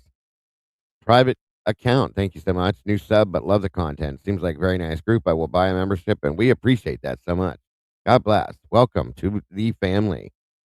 We appreciate you. Red Riding Hood's in the house. Good to see you. So let's go back to the dance real quick, because yeah, something I talked about with this is, if I was Ethan's girlfriend, I probably would not be a huge fan of him going to another formal without me. Right. And I know he's going with Maisie, and that's his sister, and maybe I'm a little bit more comfortable because she'd make sure nothing goes on. But yeah, I was just wondering if in the past they tried to make it possible that they could all go. Like, I don't know how, because it was a sorority putting it on, maybe it was a little bit more challenging, but I was just like, is there That's a way my they could guess. have finagled Xana to be able to go somehow? Like, I'm sure they could have done that, and because they didn't, maybe that's another hint towards Well, which I just think at least it should have been asked. Did that get asked of Maisie or Hunter Chapin? right, and I don't know because I my understanding was that Ethan was kind of like her date for this, Right. in that aspect. Welcome to the family and the Sauce private account. Very much appreciated, and God bless. Great to have you here. But no, that's a good point, Kim. It is very interesting. Could it And have maybe they upset could just didn't somebody? wanna go. Yeah, yeah, could be. They were there for an hour, guys, an hour. That's it. 1 hour That's and they true. left. That's true. So it must not have been that exciting. I don't know if it was just a thing you had to go to show up, show your face, and then leave. Okay, That's true. makes you wonder. It makes you wonder, but that's a good point to bring up. And I Maisie still was want to know. Yeah, I still want to know what Maisie was upset about to the point that she was crying. Okay, it's something's off with that too. And yeah, that was I was getting ready to say that too. I have heard this more than once. My understanding is that Maisie was not fond of Xana. Is that true? We don't know, but I've heard that more than once. Hell, I remember hearing in the beginning of the case that none of the Chapins cared for Xana, other Maisie didn't than say that publicly, though, when she was on all those whatever TV shows she was on, she said that I thought she said she liked Xana and had, like, yeah, spent time with them. yeah, yeah, yeah. Well, I wonder why. Well, that's what I'm wondering. And I found some pictures I showed Kim earlier of Ethan with a blonde. I'm guessing was his high school girlfriend, a very pretty girl. Um, that and it doesn't. It looks like they weren't that far behind the pictures taken of him that we saw recent. And I wonder what happened with that situation. Why they broke up? Was it because they went off to college?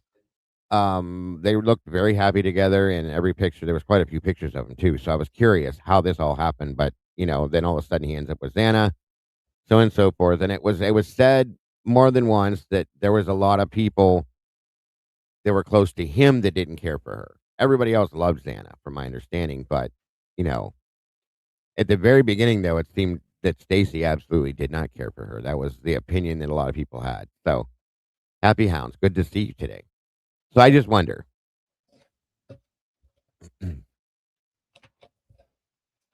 Oh, well, thank you, Private. I appreciate that. I saw Dago on another page. He was very kind. When the group got a little bit out of control, I remember. Yeah, I try. I do. But thank you for that. I appreciate that. Kate is in the house too. Good to see you. Yeah, I agree with that too. Island Lady, welcome to you. So these are all questions that I have notated in my head as well as in my notebook in front of me. And let's see, back to where was I? Okay, back. Maisie stayed at the sorority. She told Ethan that night, we were told before, that she just didn't want to go do anything else. She was just going to go to bed. She was obviously not having a good night. Something was off with her. Okay. We were told also that Ethan had called her and said, "Come on, come hang out with us. We want you here." And then said, "I love you." And Maisie said that that was strange to her, which I think is very weird. But okay, I've told my sister I love you all the time. Siblings do that. But maybe The they didn't. some families don't my family was not like that growing up. I get it. Like I Some said, families don't do that, which there that could explain it right there. So which I'm the opposite now. yeah, right. Um, so he leaves the sorority again, believed to be the explorer, believed to be driven by Ethan, and it stops at Sigma Chi at 2124. He's there for 1 minute. Obviously, seems to just let people out of the vehicle. And again, 2125, Ethan drives the explorer and leaves Sigma Chi. Just stopped long enough for people to jump out, I think. 2 minutes later, at 927, the explorer believed to be driven by Ethan arrives back at 1122 King Road. At the same, I'm sorry. Four, 9:26. 4 minutes after that, Dylan calls Xana again for 18 seconds. Wait, do you have the Ethan Snapchat? What time was that? 9:26. It's after the car stops at Sigma Chi, and then there's an Ethan Snapchat after that. See, it's not on the digital here, but Are it's in the you book. kidding me? So look in the book. Do you have the hard? Yeah. Okay. What time was? 9:26. I didn't write down the military time. It's not in the book either. At Yeah. least not in my book. Wait a minute. Let me see. What's Oh, yeah. 21? 21:20. I haven't got to it yet. So, yeah, it's here. Sorry. Wait. They have the times back screwed up in it, Kim. That's what's wrong with it. They're not Oh, going it's in order. way after the 9:39. Yeah. Yeah. Okay, gotcha. Yeah, see, that's Thank what I'm you. talking about, you guys. It doesn't go in chronological order. Chronological order, right. Yep. Okay. That's it. No worries, guys. Thank you, Witchy, too. Appreciate you helping out. Welcome, Agape. Love. Good to see you. So, which is strange because it'll screw you up if you're not thinking. So, That's why I went back and hand wrote this out myself in Yeah. chronological order, because it's hard to track in your mind when it's, which is probably why they did it. Who knows? I agree. I amen to that one, Witchy. I do too. Thank you, SRB. All right. So then we move. Dylan calls Xana for something for 18 seconds. That was at 9:31. At 9:39, Ethan receives a notification. This is something I'm very curious about, mind you, too. It says Cougar Den. And then it's Dylan, Maddie, and Bethany. They enter new chats. Bethany adds Ethan to this group. This is a special group that is only, it says here at least, Dylan, Maddie, and Bethany. There's no Kaylee, Xana, and they just add Ethan to it, which is odd to me. Okay, especially if Xana's not in it. I don't know. It's weird, but Cougar Den. I don't know what the hell it means. That's the thing, and that sounds like something from WSU because that's their mascot name. You know what I mean? I'm gonna put that down to look that up because I want to know what that could be. I wonder, because I'm going to ask my daughter too, because she uses Snapchat, but I'm wondering if it's something they named their I don't know group. how Snapchat works, but is it like a thread or a section and it's in a group, but then under the group can you make subgroups? Like I don't, Maybe, and I think maybe, you yeah. can, because when they were describing the fraternities communicating, they were saying they would make their own little like pledge class group and then things like that. But who knows? But they're University of Idaho vandals using something called Cougar Den. Now, they're 20-year-old girls. I don't know why they would call themselves cougars, because that's for older women. Oh, right. Thank you, Pi Norman, for that. Very much appreciated. Hold on a minute, you guys. I got to fix something. No, that's what I thought immediately when I saw that. Like, wait, you're not a cougar. You're young. Crazy. Yeah. You know what I mean? Yeah. Someone said I was detail oriented. I went through that chart just looking at Ethan and had to write it out myself just to try to make sense of it. Yeah. So yeah, and it was not easy. You'd think, oh, it's just a chart. Like, oh, it's not just, you can't just copy the chart down. You have to. You got to go through it. Yeah. Yeah. Thank you so much, Norman, for that as well. God bless. Now, is it a special group within their Snapchat? They named it that, but that wouldn't make no sense because they're not from WSU. Or does that have something to do with WSU? That's my curiosity. Oh, someone said there's a bar called the Cougar Den. Oh, that I didn't know. That's interesting. Wait, yes, I did know that. That's right. It's in Pullman, I think. Because isn't that where Maddie had her party after her birthday? See, why would she go to Pullman for her birthday? They have friends over there. I know that. Good to see you, Cat Lady. Thank you for joining us today. I'm doing good. Maybe more than we realize. I mean, that Edie Purdy, welcome. Were the girls doing sex work and was this their private chat? Maybe. Well, why would they add Ethan to that? That's the weird thing there. I mean, think about that. If the roommates know something's going on with Xana and they want to communicate with Ethan, They all said they all loved Ethan. Remember that? Both Bethany and Dylan said that everybody loved Ethan. And what if Xana was doing something that was off key, offhanded, and they felt bad, and they wanted Ethan, like they looked at him as a brother, like a brother. They wanted to tell him, "Hey, this is going on. This ain't cool. You need to know about this." Maybe. Okay, and it's Dylan, Maddie, and Bethany, right. Dylan, Maddie, and Bethany. No Xana, no Kaylee. which are 2 people in each room. Xana Right. in one room, Kaylee in the other. Very true. Xana's sister goes to Washington. That's true. Jasmine. Yes. But Xana's not in this group. No. Nope. Which is what made me question this. Why was Xana not in it? I saw it, Fizzy. Thank you, dear. Airbnb. Oh, you'll get to it. And it makes me wonder something, too. When Stacy came out, and I got your point, Fizz. Stacy came out and got in front of some things very quickly. If you remember, she did her first interview on this and said, 1, there was no drugs involved in this situation, and 2, this was not a love triangle. Why did she come out and say those things so very quickly? Because I think there's questions about that Pete. There are. Okay, and that's coming up too. We're getting to that too. Welcome, Third Apache, Melissa Iorio. Thank you for joining us.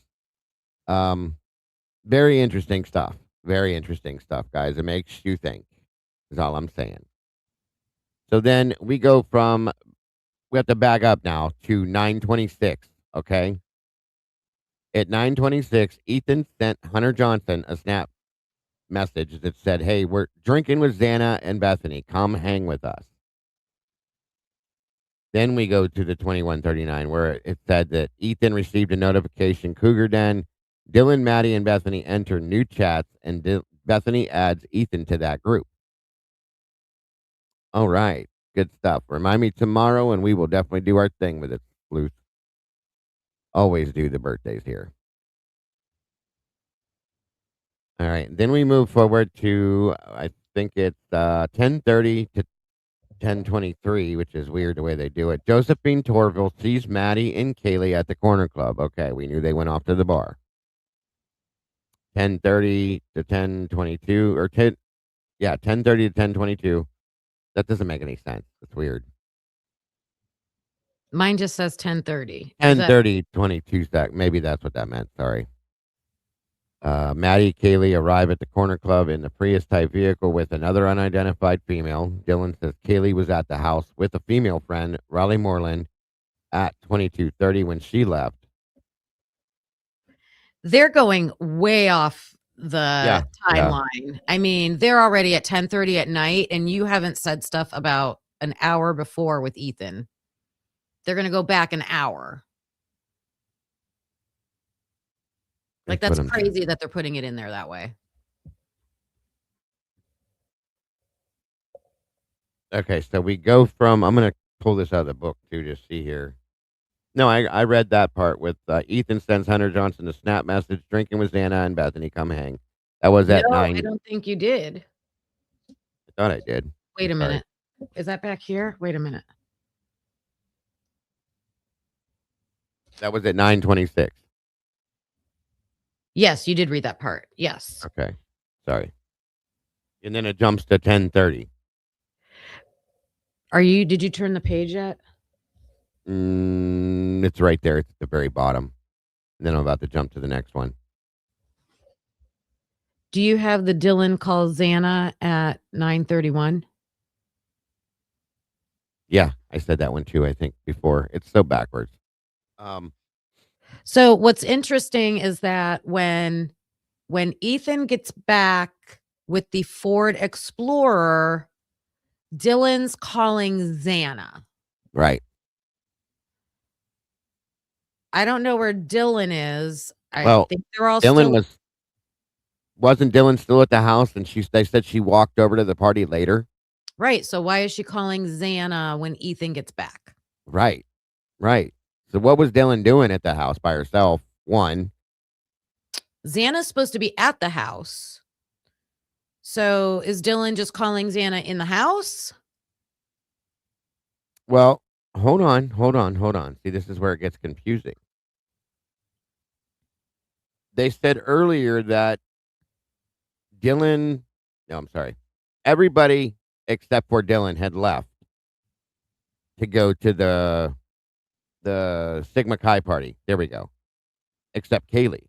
And Dylan walked over there later. How much later did she walk over? We don't know that. Gotcha. There's the question. We don't know how later she was. Was she still at the house when Ethan got there? Or had she left and walked over already? That's what we don't know. Okay. And that's kind of what I was questioning. Was she at the house when Ethan showed up? Is that why she called Xana and said, "Hey, Ethan's here"? The other thing about that Snapchat, so at 9:26, after Ethan's dropping off people at the Sigma Chi house and driving back to 1122, probably while he's in the car, he's Snapchatting Hunter Johnson saying, "I'm drinking with Xana and Bethany, come hang." Again, he's not doing that at that time. It's like maybe this is Ethan's pattern of behavior, like he's gonna text somebody ahead of time what I'm Yeah, going to be doing. we're gonna do it. So he thinks he's going to be drinking with Xana and Bethany, and he's asking Hunter to come. But then he gets home and Dylan's calling Xana. So I don't know. I'm just something to Yeah, keep note of because we don't know why. very good point. And then it's only Bethany's word that Yeah, the after interview. 9 o'clock, I don't know if this is in the chart or not, or if I just made my own note of it. But sometime after 9 o'clock, Bethany says Xana and Ethan go to Pete's apartment at Sigma Chi. Right. So Welcome back, Bethany's Jay. the one that puts them there. Yeah, yeah. In her interview, that's where it came from for anybody that was curious. Yep. So then the time is so jacked in this, I hate it. So we're at 22, which is 10 o'clock, right? Yeah. Mhm. And Bethany friend Yesty arrives at the Sigma Chi party, hangs out with her. Great. 10:08, Bethany calls Claire, no answer.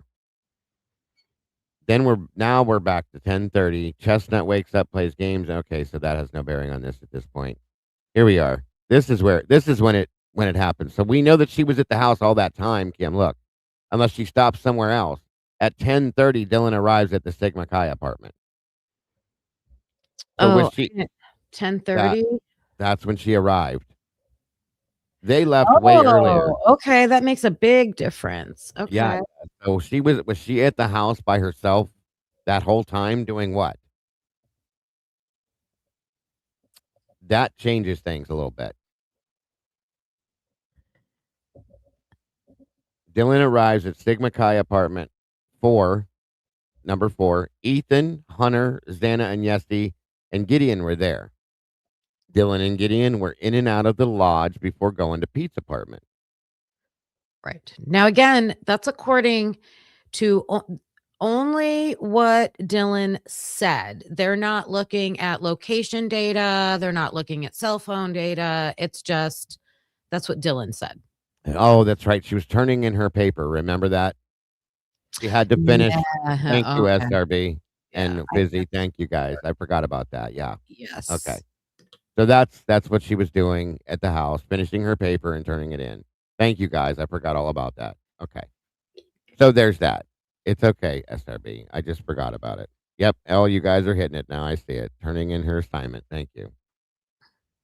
Completely lost track of that. So now we're back at again 10:30. Bethany and Yesty go to the main house for the Sigma Chi fraternity. 10:34. That's Brian. We don't need that. Okay. And then it jumps from that to 11:14. Bethany sends Maddie a Snapchat of unknown content. 11:21. Maddie and Cole Berenberg take a photo together at the corner club. Sent with a text to Leo Romero. Sorry. I don't have anything for Ethan or Xana until 12:04 a.m. So Right. from 10:30 to 12:04. And that's where we're at now, where it says 12:04. Dylan sees Xana for the last time at Allie's. Xana is holding a White Claw. So, okay. That means that Xana left the Sigma Chi party and went to Allie's party. Again, right? Yep. Okay. Gideon is somebody that was friends with somebody at that house, Mimi, which is now that we know that him and Dylan were hanging out, that explains the writing on her arm where it says Gideon was here. So that's who that is. So that's the last time that Dylan claims to have seen Xana was at Allie's party, and she was holding a White Claw when she saw at midnight, 12:04. I wonder if Dylan says what time she thinks she left Sigma Chi to go to Allie's. Did she leave with Xana to go to Allie's? Did they go together? Because all she says is, I saw Xana at Allie's. Right. Right? Yeah. Yeah. I agree. The other Gideon is the Gideon in here. His name's in the book in here, guys. Gideon, I can't think of the last name right now. It's not the police officer, folks. This is a student. And I'll have to find his last name for you. No. He's not a police officer. He's a student and a fraternity member here. And I agree with you, Mimi. I thought her and this guy were hanging out that night. It's definitely not her boyfriend, so I'm curious. That's definitely flirtatious behavior if you're writing your name on somebody's arm. 100%. Not as of yet, prisoner. I haven't had the chance to. I plan on it. 12:21 is when Ethan receives a text from Hunter J that says, "Are you guys still at Sig Chi?" Now remember, he had sent a message to Hunter saying, "I'm drinking with Bethany and Xana, come hang." And Wait. that was Wait. Read that again. And what time? 12:21. Ethan received a text from Hunter saying, "Are you guys still at Sigma Chi?" Wait, I need to find that because I don't have. Oh, wait. It's in the book. Yeah. Yes. Okay. All right. So then after that comes 12:40. Maddie FaceTimes with somebody named Ruby Simpson for 40 seconds while at the corner club with friend Aiden. All right. So 12:43. Ethan texts back to Hunter saying, "Yep," when responding to Hunter asking if he's still at Sigma Chi. And then we have 1:03. Bethany takes a photograph. Location, party of a girl. Unknown location at some party of a girl that she didn't know, I guess. Okay. Hunter Johnson. Sorry. Was it Witchy? Becky said that. Sorry. It was Hunter Johnson. All right, going forward, 1:04. Dylan takes a photo.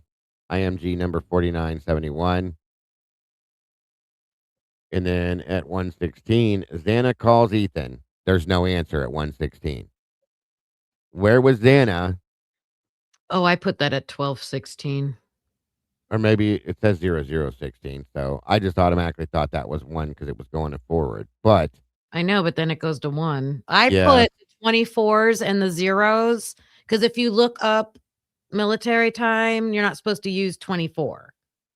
yeah, right. So they did. So they're idiots. And then 00 is the correct 24. So I don't know. Midnight. I mean, Because they do have things backed the up in this effery too. in this case is like, why are you doing that? Like, why are you doing that? So Right. I don't know. So to me, it looked like And they're botching up this time right here like something fierce with the way that they're putting everything. Like it's so convoluted to follow. Mhm. So let's see. Xana was at Allie's per Dylan, right. At 10:30, Dylan puts Ethan and Xana at Sigma Chi. Okay. At 12:04 a.m., Dylan puts Xana at Allie's. At 12:16, Xana calls Ethan and he doesn't answer. But at 12:17, Bethany, see, there's a contradiction here. Bethany puts Ethan and Xana at Sigma Chi at 12:17, but Dylan is putting Xana at Allie's at midnight, 12:04. Like, did she run from Sigma Chi, run over to Allie's for 12 minutes, and then run back to Sigma Chi?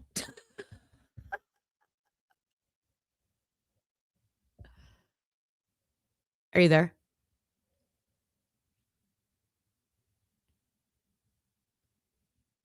Are you muted? Yeah, I'm here. Sorry, it cut out for a minute. Say that last part again. Sorry about that. That they're contradicting each other. Dylan's putting Ethan and Xana at Sigma Chi Right.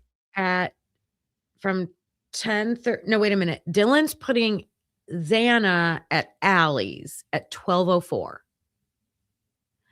Bethany is putting Ethan and Xana at Sigma Chi at 12:17. At 12:16, Xana called Ethan and he didn't answer. So is Dylan the one telling the truth that Xana's at Allie's at 12:04? She calls Ethan at 12:16. That's why I said something's not right with all this. And then Bethany, and remember, Bethany went to Allie's with Xana at the beginning. So is Bethany keeping the secret, or is Bethany, I don't know. Starting shit. Yep. And again, we know Dylan doesn't really tell the truth either, so Dylan never tells the truth. were they in on this thing together, maybe? I don't know if it's anything at all. Yeah, but like I said, it would, so Allie would have, or Xana would have to go to Allie's for only like about 10 minutes and then go Right. back to Sigma Chi if Bethany is correct. I don't know how far Allie's is. Do you know where Allie's apartment is? I thought it was in the Whites. That's how I understood it. Oh, okay.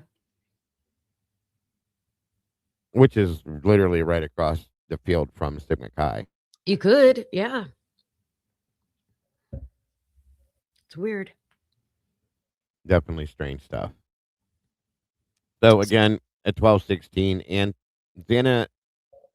So if this is 12:16, if we're just believe that, this was happening before all this other stuff, but they didn't show it to us till now. Xana called Ethan without an answer. The same time it says Ethan misses a call from Little Noodle, which is Xana.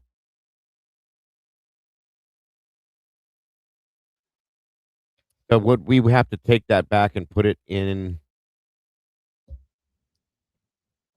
here somewhere, right? Is that Little Noodle in the book? Let me see. Where's Little Noodle? Yeah, I think so. What time do you have for that? 12:16. If the 00 means 12:16, then yeah. Let me see. Oh, yes. They're in the same box. Yeah.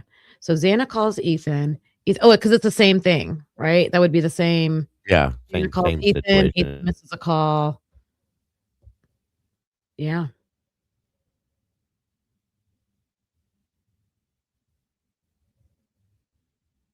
And then 1 minute later, Bethany sees Ethan and Xana in Pete's apartment. Before leaving, Bethany and Yessie walk to Allie's house on Taylor, where Allie, Jenna, Hayden, Kennedy, and Yessie were the only people at the house.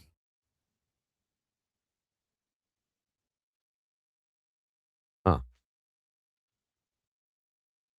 And then at 3 minutes later, Pete gets a text message from Xana saying, "Are you good?"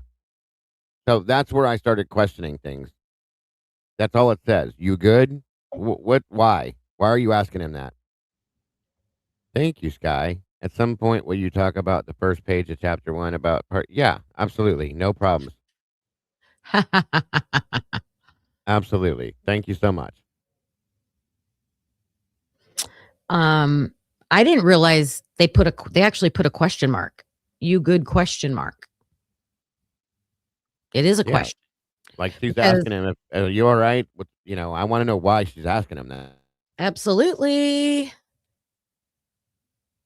Because she dated, well, we have to assume that it's Pete Algaragia or Yeah. whatever you say his Yeah. name is, and she Exactly. dated him first, correct?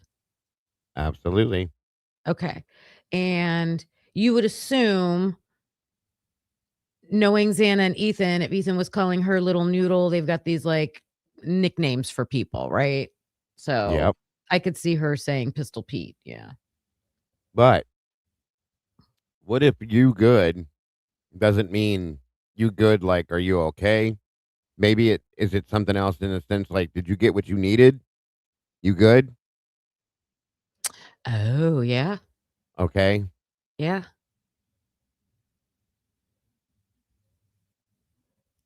Welcome. Happy day anniversary, Moonflower. Thank you so much for 13 months. I know you've been here longer than that.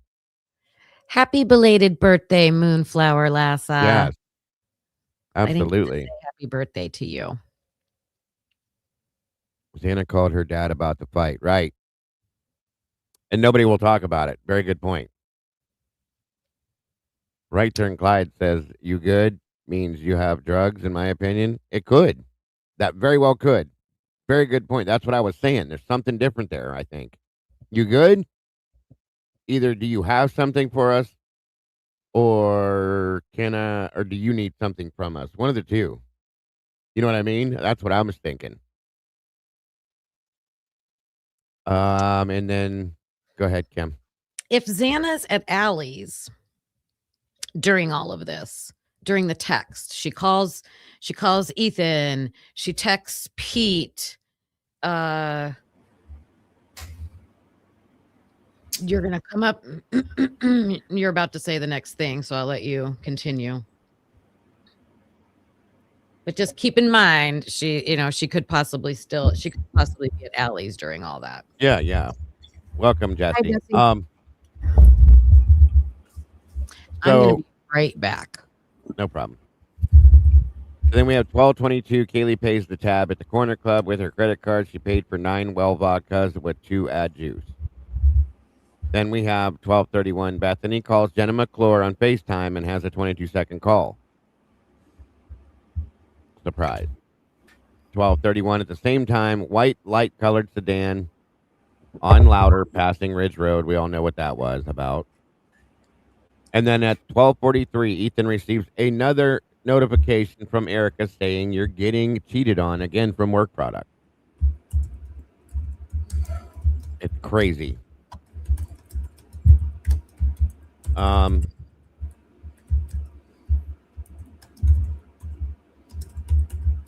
right, so now we have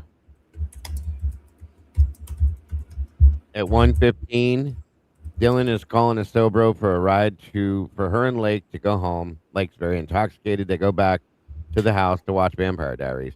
And again, we're not getting anything else on Xana at this point.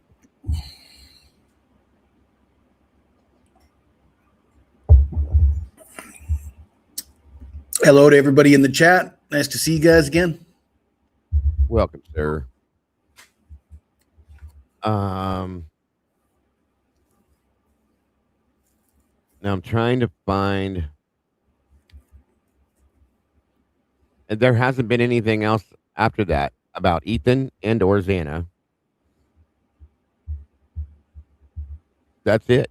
And then we have, where's it at? At 1:16, Xana calls Ethan again. There's no answer. Okay. And there truly is nothing else. Where are we at? Oh, okay. Wait, I'm sorry. Kaylee sends a picture of her and Maddie at the corner club and says, Maddie just called me a bucktooth bitch to Dylan, Bethany, Xana, and Ethan. The next thing, though, that pops up is at 1:38, and that's a picture taken from Xana's phone.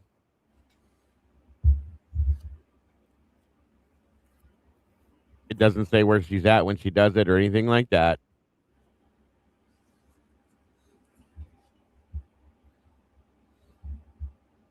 And I don't see. Oh, here we are. Bethany at 1:55 sends a message with a photograph to, it says, get me some Mac to Xana and Ethan, Dylan, Kaylee, and Maddie.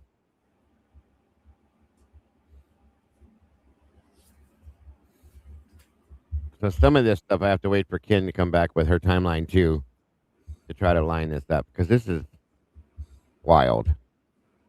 I'm still trying to figure out what the hell was going on this night with this, and I'm interested to hear your theory too, Jesse.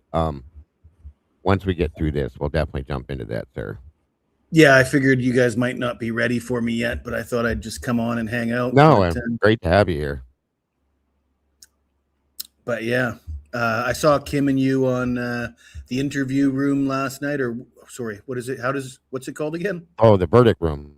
Verdict room. Sorry, yeah, interview room is not a friendly show actually. But, Right, right. I thought Kim did a great job of asking Andrew Myers questions, and great to see Yoli and Andrew on the show as well. Definitely. Always been a big fan of both of them. Yeah, Andrew's a good friend of the channel's. I love doing things with him.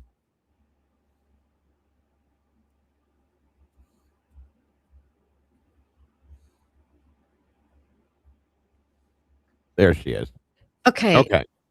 Did you have the part about 12:43 that Ethan got another text from Erica? You're getting cheated on? Yeah, I ran that already. Okay, so again, this is 2 times during this night that Xana is reportedly at Allie's apartment, and right after that or during it, towards the end, someone texts Ethan, you're getting cheated on. Both times when Xana is reportedly at Allie's. I just think that gives weight to Is it coming from Allie? Something is going on at Allie's. Maybe it's coming from Allie, Kim. Maybe. I don't think she said anything about it in her interview. Her interview was super short. It was like 6 or 8 minutes. Of course. Maybe she didn't want to bring it up because of what it may have caused. Yeah. Tara, thank you so much for that. Yeah, and then the next thing we got, hold on, was wait, there was something else at 12. There was 2 things at 12:43. Let me see. You're getting cheated on. Why did I put Ethan texts? Well, right after that, Xana calls Ethan again and he doesn't answer. Exactly. So it's almost like, does Xana know? Is she suspicious? Like, maybe. Because both times it's like Xana goes to Allie's, Ethan's getting this mysterious text, you're getting cheated on, and then Xana calls him and it's not answered. Yeah, very good point.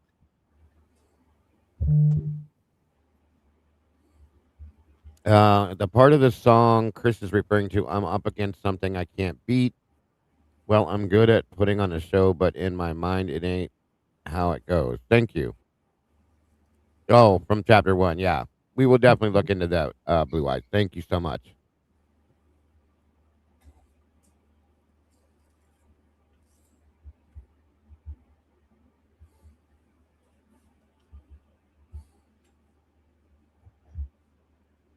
Okay, so that was at 1:16. Xana calls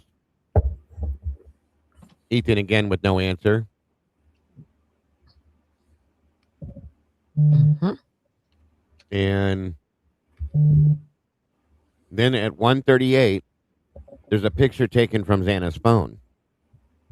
It doesn't. Go ahead. Read into that.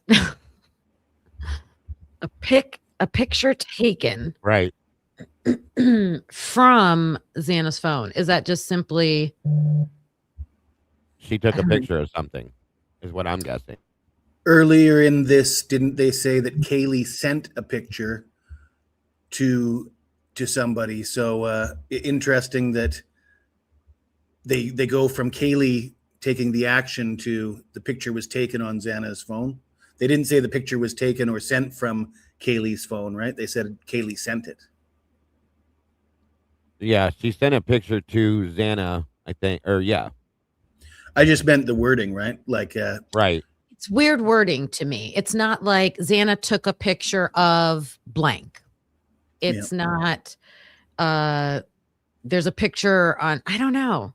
Xana takes a picture with somebody. It's like taken from Xana's phone. It's just weird. Doesn't say Xana took a picture with her phone. It's past tense. Right. I mean, that's why I struggled with it too. I was like, did somebody airdrop it to their own phone from her phone? Like, I don't know. It's weird. Right. No, yeah, I know. There is an Erica app, but it's not involved with this situation, you guys. That's what I was saying earlier. Thank you, Spaghetti. And then we go back to, which this is a weird statement too. Where Bethany says to, or no, to get, wait.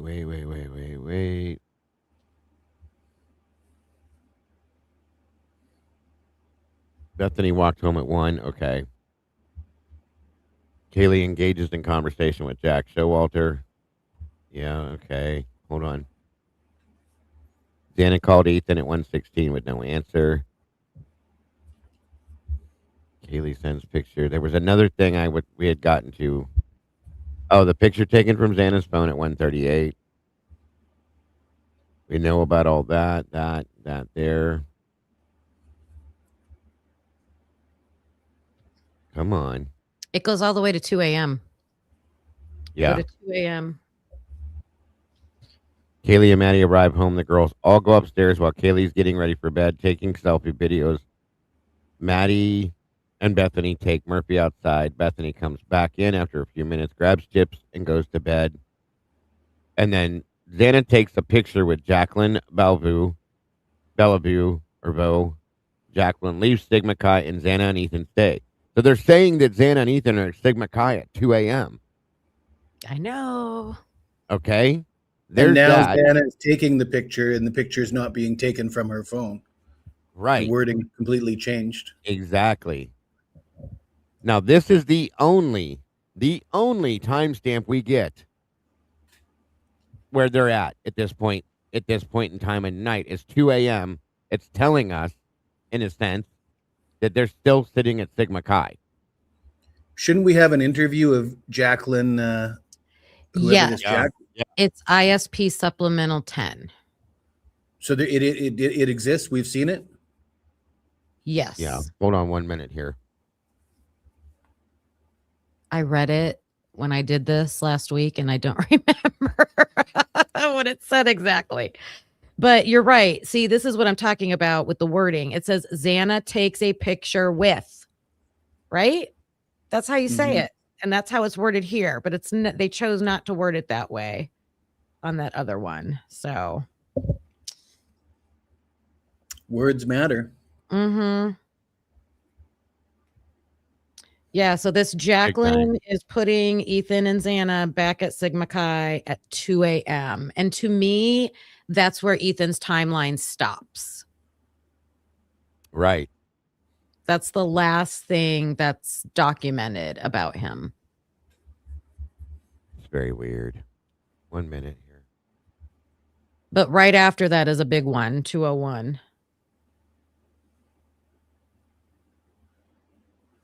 Load. Oh, are you pulling up the doc? Yeah, I'm trying to. I need to start writing down page numbers, although this just said supplemental 10, but it's very helpful to put the page numbers. It is. That's what I've been doing in my notes, right? Hang on.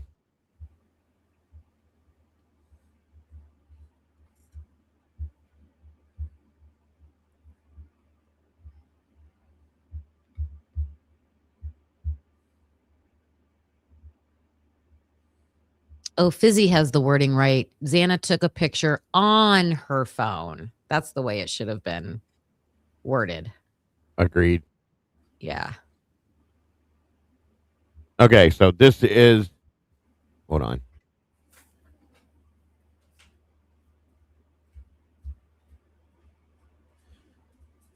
Supplemental number 10.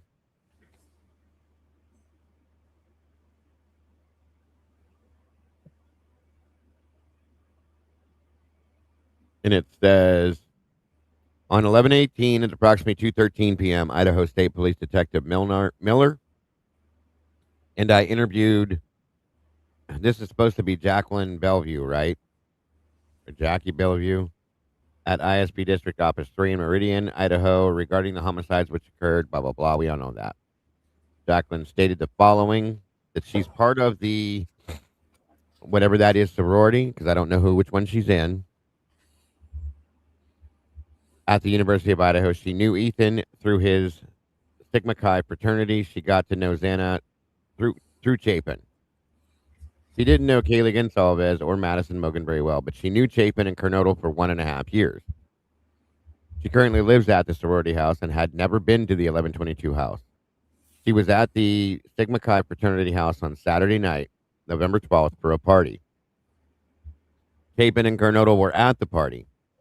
She had never heard of any sort of stalking incident. She was with Kernodle until 2 a.m. She took a picture with Kernodle and walked home. Chapin and Kernodle remained at the party. She had no further contact with them. There it is. Read that again. She was with Xana until 2 o'clock in the morning. She took a picture with Xana and then she walked home. Chapin and Kernodle stayed at the party. Yeah. She had no further contact with them. Kernodle had been dating Chapin for about a year, and everyone had a crush on Kernodle. Huh. That's a weird thing to say about somebody who's in a relationship. It is. And you know what, Kim? That could take that the other direction, too. What if it was somebody that was into Xana sending that message to try to split them up? Could. And you know who was into Xana, if we remember hearing about this, was David Loach. Where did that ever come from? It really early on in the case, I remember hearing. There's been no verification of it because we don't get any talk about David Loach. But I remember hearing in the very beginning that he had a thing for her, which everybody did, I heard. Was David Loach one of the people? I remember hearing that they were like in their room and supposedly set their game console to look like they were home playing a video game. Is that them? I thought that was the 4chan post. Yeah, they tried in the 4chan post. It said that Dirty South, which is Loach and Barry, David Barracoa, they made it look like they were playing video games and left their phones there, and then they went off and did this in 19 minutes. Remember that? Okay. But yeah, it was stated that I want David Loach's interview bad, Fizzy, very bad, and I don't know why we're not getting it.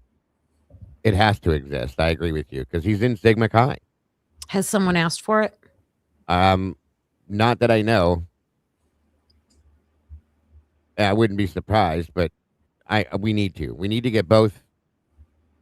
I need to request all Loach and Barry's interviews. Period. But you can only don't they have to be. You have to come across their name somewhere in a report or something to be able to FOIA it, don't you? I don't think so.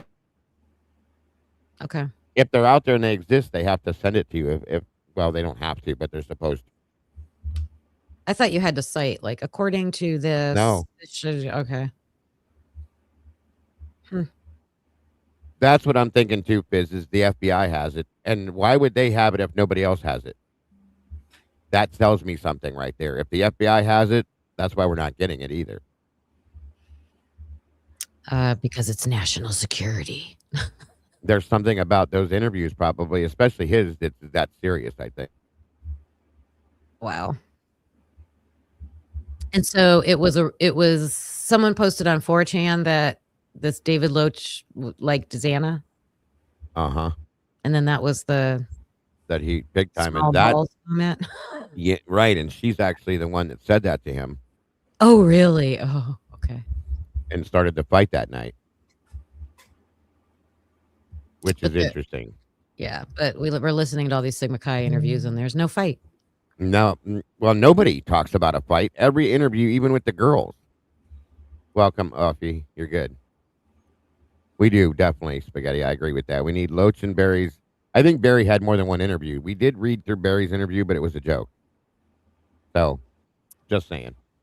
And I do remember someone mentioned his name. They tried to redact it, but you could kind of like catch the beginning of it or something that they were talking about him. Right. One of the Sigma Chi guys did. So, yeah, nobody seems to want to talk about him. Nobody. It's crazy to me. So there was that. That's true. Then it came out of their supplemental report. Oh, and then at 2:01, 2:01, Cooper this is another big thing to me. Yep. Cooper Atkinson attempts to call Ethan 5 times on FaceTime. Why? Why are you trying to get him on FaceTime 5 times and he attempted to, meaning it didn't happen? Isn't that weird for a guy to do 5 on times? FaceTime specifically, that's urgent. And I think it's very telling, weird that you've got someone FaceTiming Ethan. Well, was the Kaylee Jack thing a FaceTime? When we were told Jack did it. FaceTime or a phone call? Because I just think it's weird if they're both FaceTimes. I think we were told both ways. That should be in here. I'll look. Let me see. Kaylee, welcome, RJ. It says Kaylee FaceTime calls Jack. Jack D calls Kaylee. They talk for 17 minutes. So that was a phone call. Okay, so that was a phone call. Okay, so it's not. I just thought, a FaceTime you're seeing, you want to see what that person.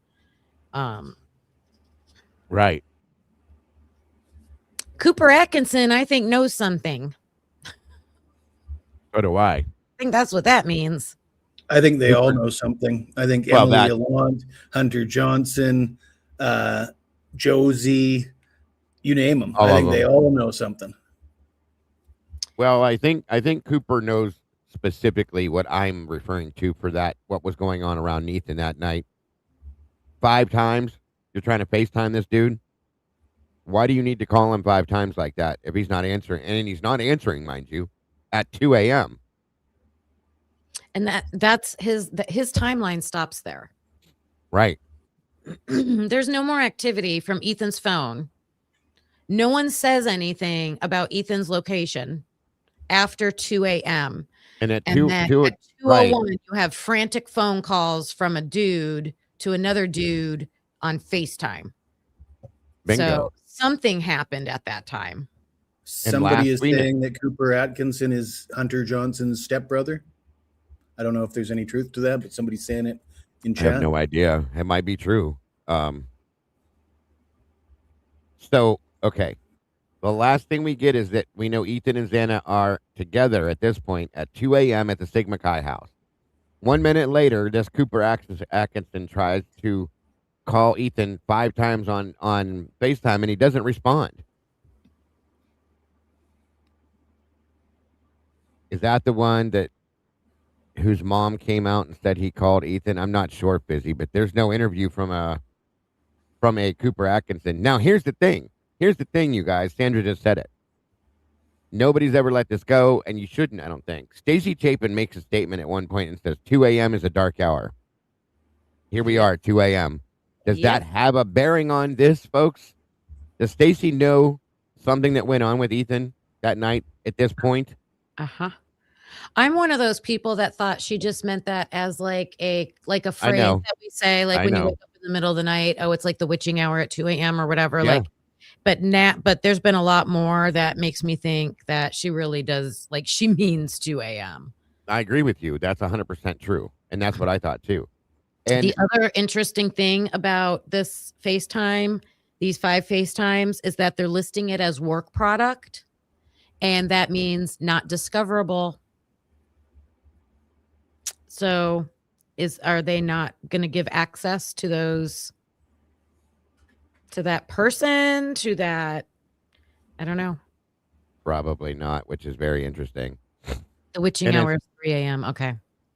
Yeah. Well, somebody says in here, do we know for sure that Ethan and Xana are together? And we don't. All it says is that they stayed at the Sigma Chi party. Are they in the same room together? Or are they in different parts of the house at the party that we know of? We don't know. Is this when the fight happened? We don't know that.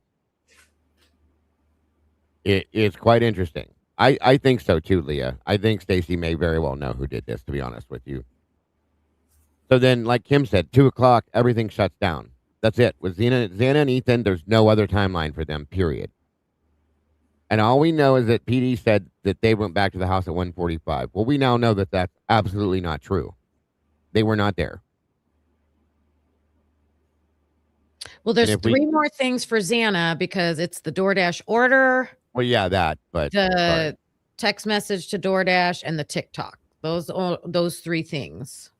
Now, her phone. That's just her phone activity.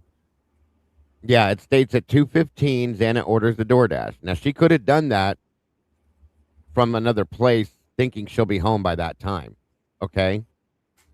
And if it was contactless, it just had to be left at the door. She didn't have to be there to get it anyway, but that was at 2:15, 15 minutes after the supposed calls to Ethan. And then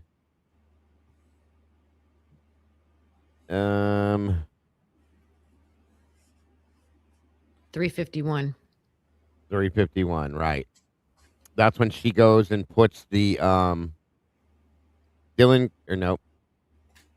creates the phone contact at the same time, but Emily Allant Venmo Xana $14. That to me stands out big time. I agree. Because to me that seems like for food. And Xana just ordered DoorDash. And Emily supposedly was sleeping at her house and like just woke up. Bingo, Kim. That makes me wonder. And I've said this before, but I've never delved into it. Oh my God. Were these people at the house that night? Think about it. I've always had issues with Emily and Hunter and the statements they've made and the things they've done. Were they at the house that night? Just think about it for a minute, you guys. She's sending her $14. There was, from my understanding, there was left what they said like $25 worth of food.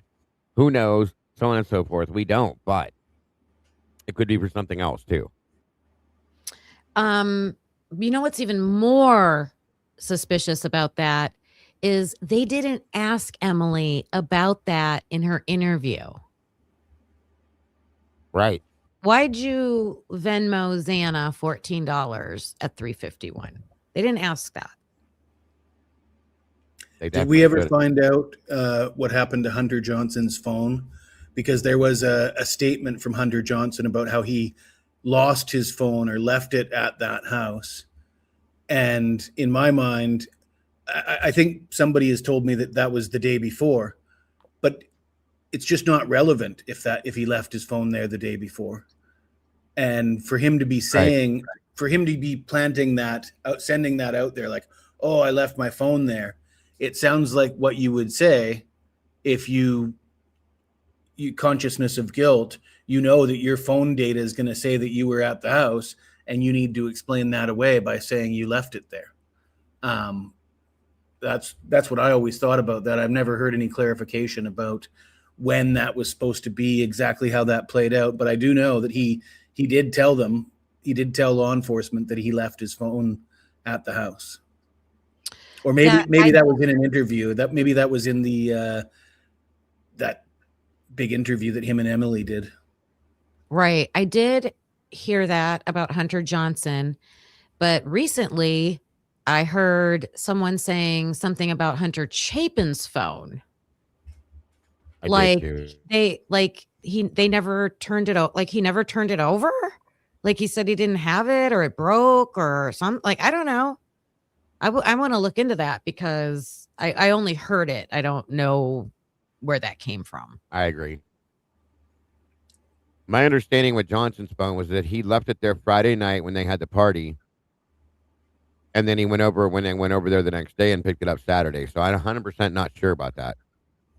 It just seems odd to me because say that's true, say he left it there Friday night, I just don't know why you need to talk about that. You know what I mean? Like, why is it important? Why does that even come out? I mean, nobody cares what you were doing on Friday night.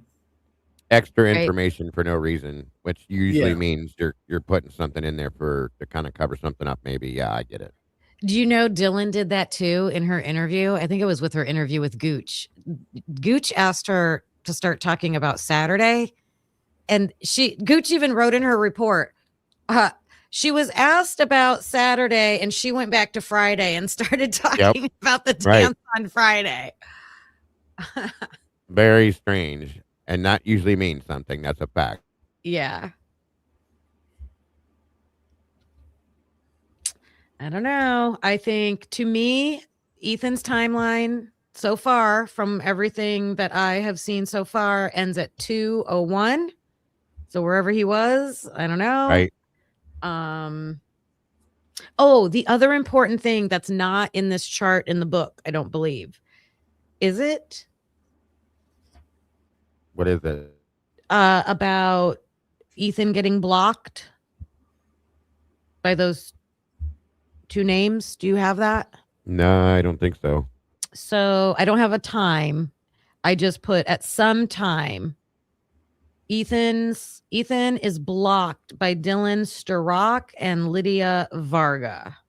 Where'd I get that from? Oh my God, I didn't make myself a note. No idea. Wait, I think it is in here. Let me look. I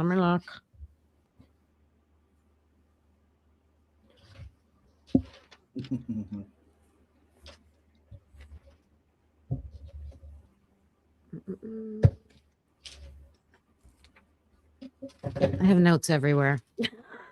No, take your time. Bear with us, guys.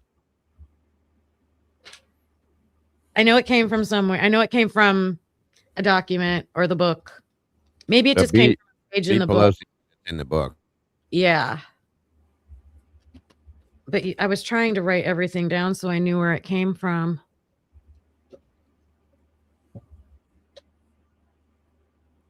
I'm looking. I might have sticky noted it. Let me see.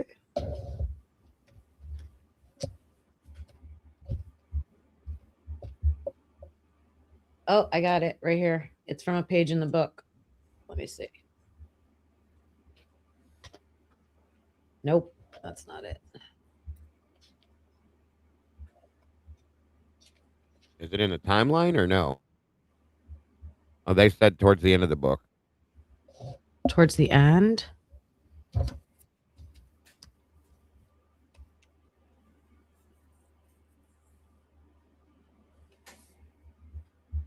Oh, it starts talking about Ethan on, let me see.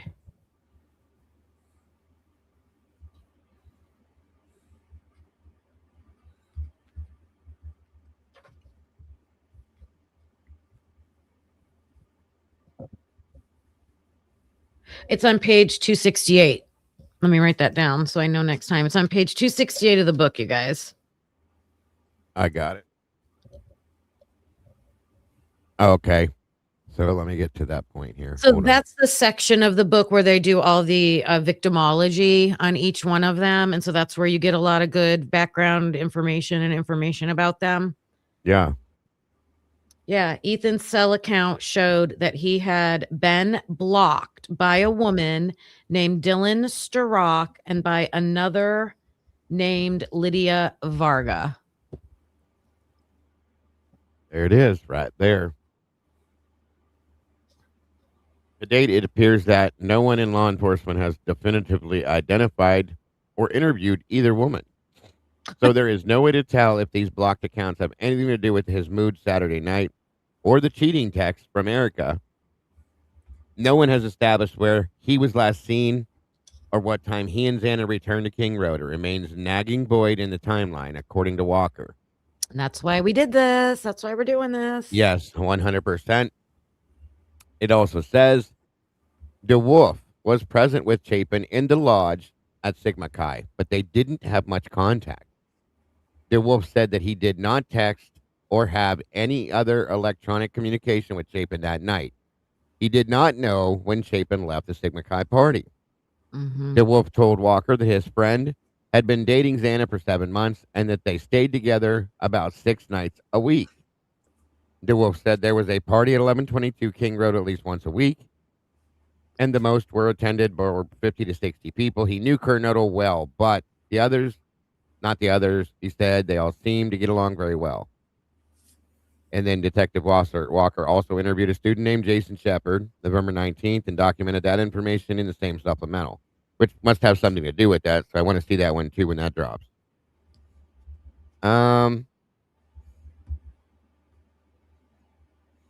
This is, I think these people they know something. Okay. This is why I'm saying this. We're talking about Shepard and Tim DeWolf. Tim DeWolf, or Shepard was a roommate at DeWolf's on November 12th. Shepard attended the formal, blah, blah, blah. Trent Gwynn and Tim DeWolf department unit, they were referred to as the Rack, but they were at the Whites until 5 a.m. When they returned to the unit at Sigma Chi, they went to bed at 5:30. Shepard had no contact with Chapin since the formal and did not have any contact with Kernodle that day. I think that's interesting that there was a party going on. Is that the Whites, right? Yeah. Till 5 a.m. Yeah, right. And nobody heard nothing. And we also have 2 police officers sitting in the parking lot of the Whites, and they're where they can see the 1122 house and they can see the White apartments too. Now,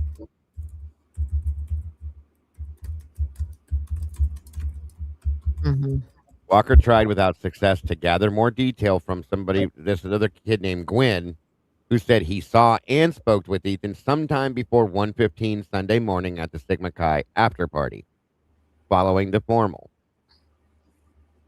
Again, another one we need to see. Okay.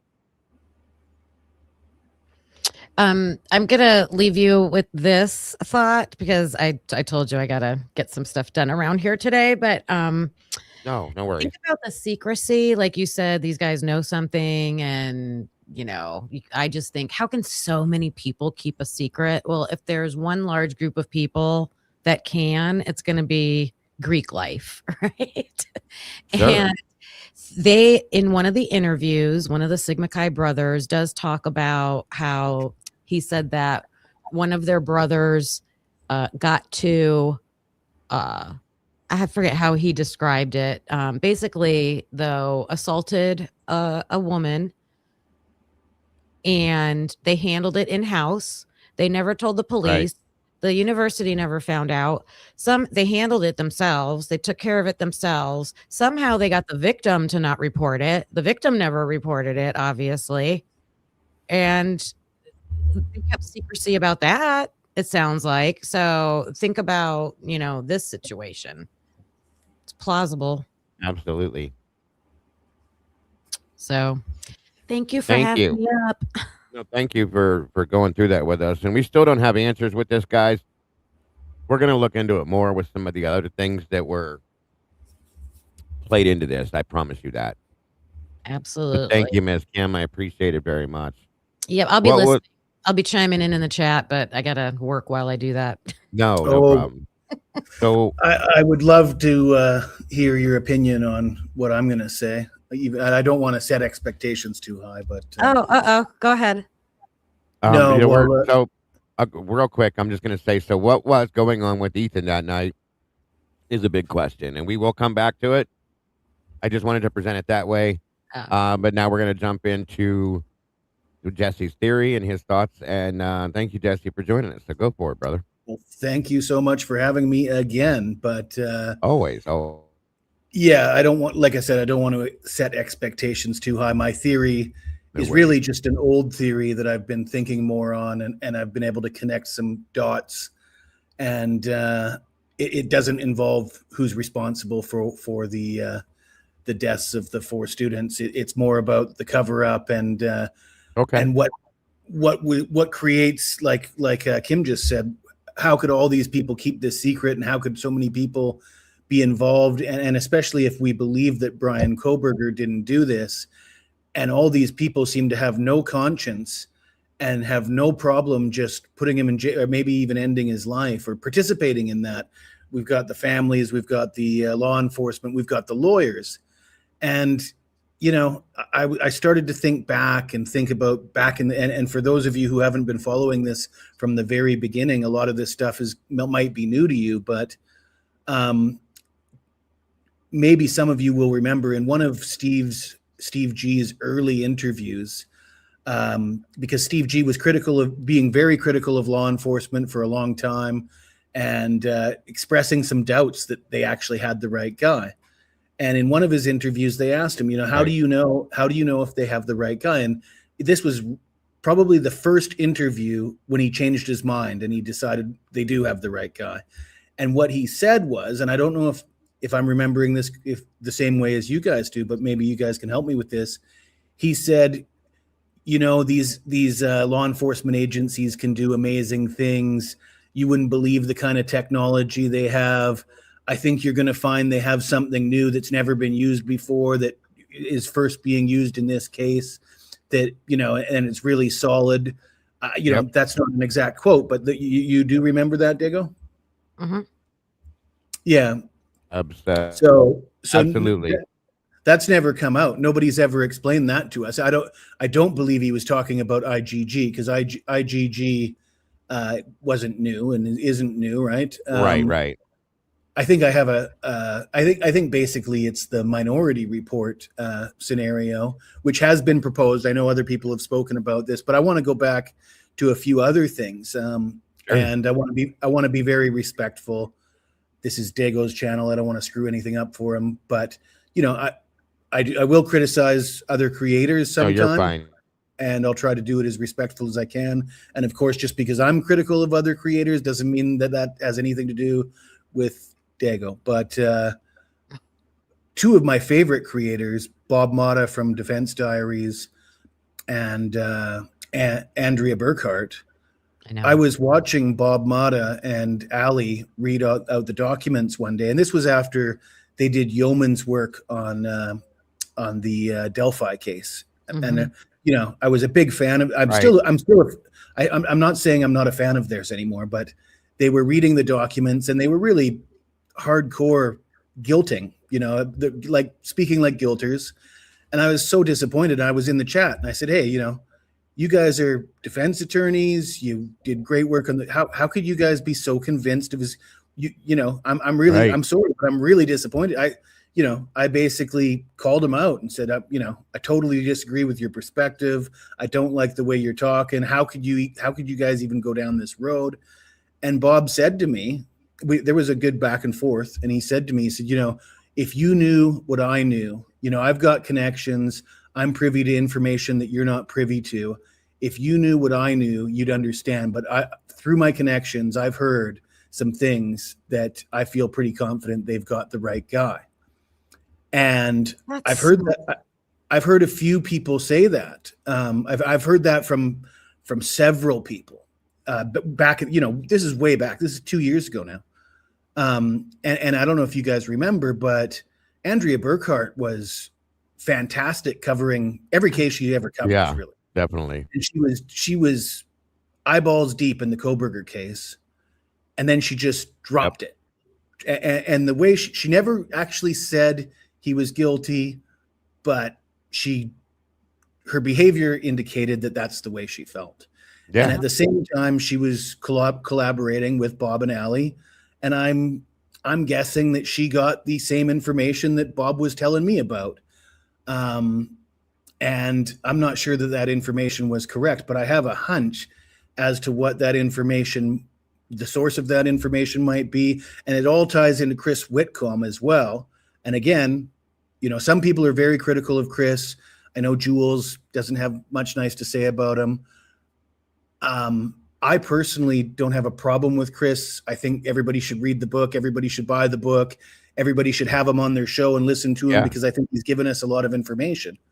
That said,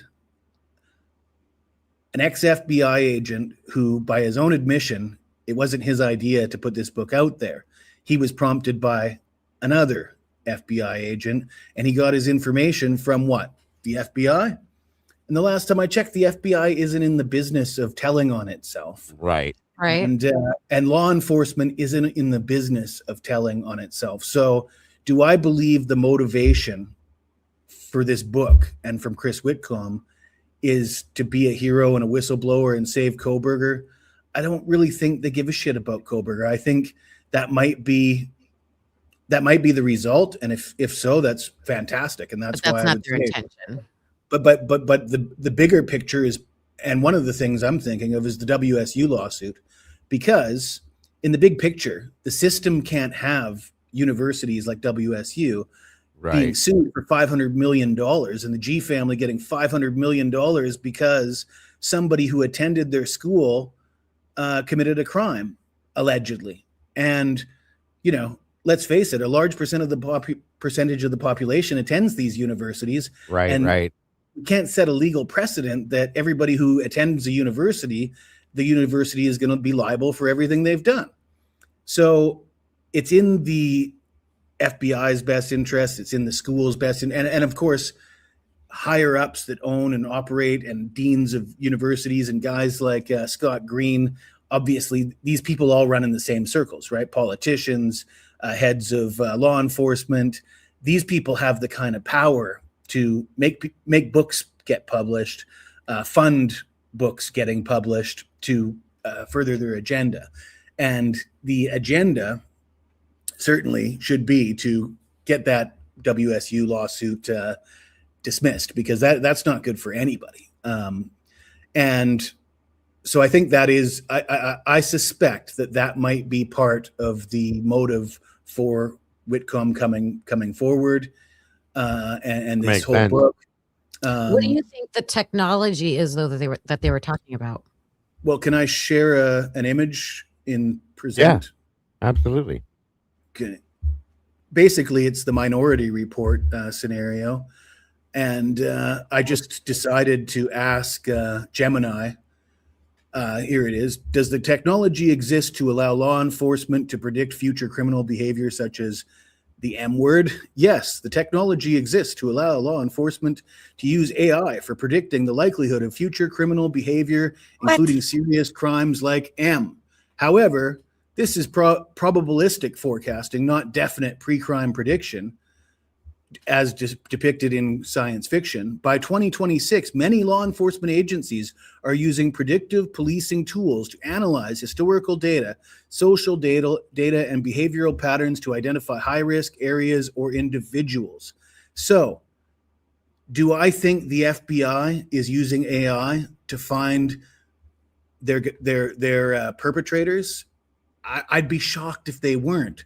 However, we can all see that this case has been reverse engineered somehow. That where did they get Brian Koberger's name? Somehow they got Brian Koberger's name, and then they reverse engineered this whole case.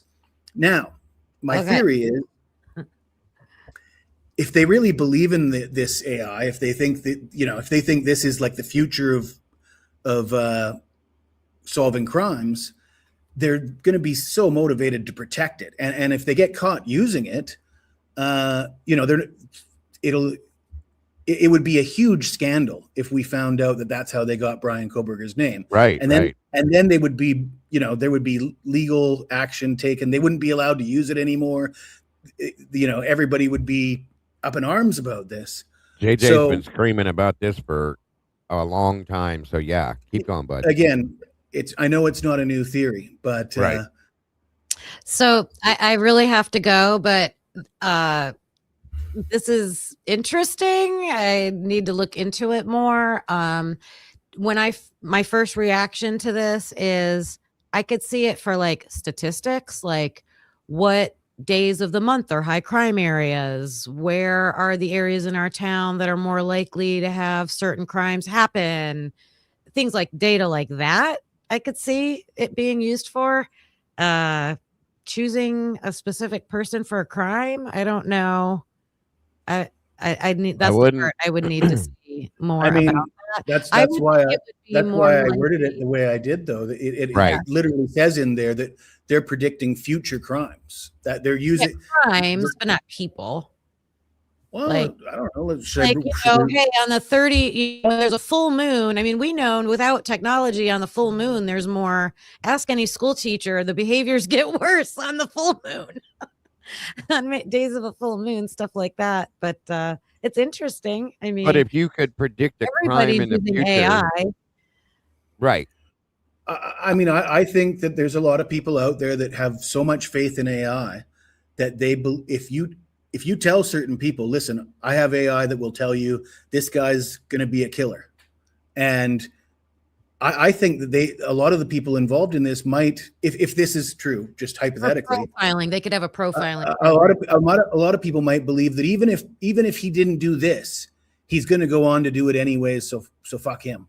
Yeah. I honestly think that's an attitude that would explain their behavior more than just they're so cold that they don't care about framing an innocent man. Okay. Right. Not laughing at you. I was looking at Lucy's comment. She's gonna fill me in. I agree. Yeah, Lucy understands it too. She can explain a little bit better, but to me, that's a little. I mean, I understand. AI is a thing, and everybody's using it in every industry in different ways. So I'm not saying that they're not. Yeah. Well, I mean, we know that they're using. I mean, they're debanking people right now using AI. They're getting programs that spits out names. Oh, this account's suspicious. Boom, you're debanked. Absolutely, they're using AI for a lot of things that they probably that's identifying fraud, right? No, potential fraud, maybe fraud. That's the thing. I think a lot of what AI does is AI isn't 100% accurate at this point in time. That's the problem. So yeah. I was going to say, I would think it would be more likely that they would have advanced technology with like their satellites that they have and being able to like, how we can look at Google Earth. And like, I know that you can pull up certain days, and see people. Like my friend did it after her father passed. She pulled up a date previous to that and saw him driving his car down the road, through Google Earth or whatever. So imagine what the government can do. Could they have pulled up something on the night of the crime and actually see who's there? But you'd have to believe that he did it in order for that to be the case.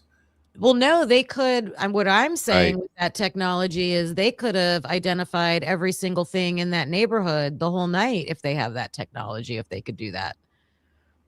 Well, hopefully they would get the right guy if that was the case. True. I agree with you. It's not. If that was the plan. One more thing I wanted to bring up. I brought up Bob Mata and I brought up Andrea and Steve G. But I know I've talked about this before, but the one Megyn Kelly interview when she's on a panel, she's on her own live, and she literally gets the call. You get the call like the government calls you and tells you we're on to you. It's time to shut up or we're going to off you kind of thing.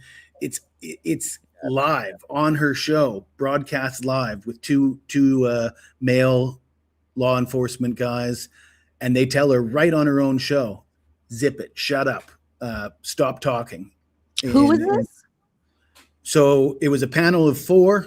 There were 2 Megan On Kelly. It Megyn was Kelly? Megan Kelly's show. She was the host of the show. She had 3 guests. One of them was Mark Garagos, and the other 2 were scumbags of epic proportions, in my opinion. One was a lawyer. One was an ex-cop.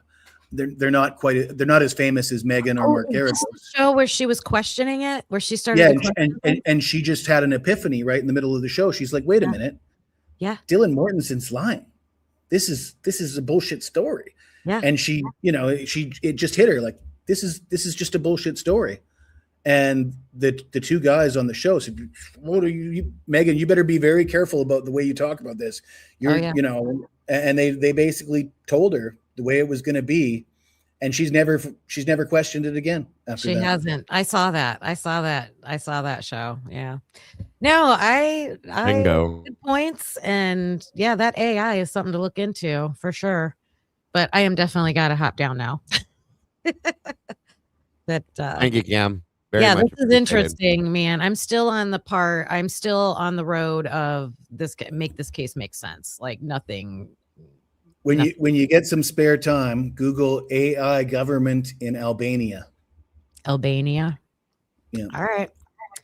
Bye, guys. Thanks. Have a good David. one, Cam. Bye, Jesse. Do you want me to pull this back up, Jesse, or are you done with that?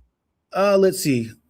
Using predictive policing tools to analyze historical data, social media behavioral patterns, high risk areas or individuals. So it says right there that many law enforcement agencies are using predictive policing tools to find high risk individuals. So that's basically telling you that they are pulling up names out of a hat. Right. AI is pulling a name out of a hat and giving it to you. 100%. 100%. Perfect. And for those of you who aren't aware, why I mentioned Albania is apparently AI is running the government in Albania as a test project. I'm not surprised at all with that. I'm surprised we haven't. Well, we probably have done it here in some aspect. So this is my theory. It doesn't answer the question who did it. I still think whoever did very it interesting. is somebody who needs to be protected. But I do feel strongly. I do feel strongly about what I said about the motive for this book coming out, and it's nothing against Chris. I mean, everybody's got a job to do. He's a personable guy. He's right. He speaks well. His books, like I said, I still think everybody should read the book and buy the book, and maybe a lot of the,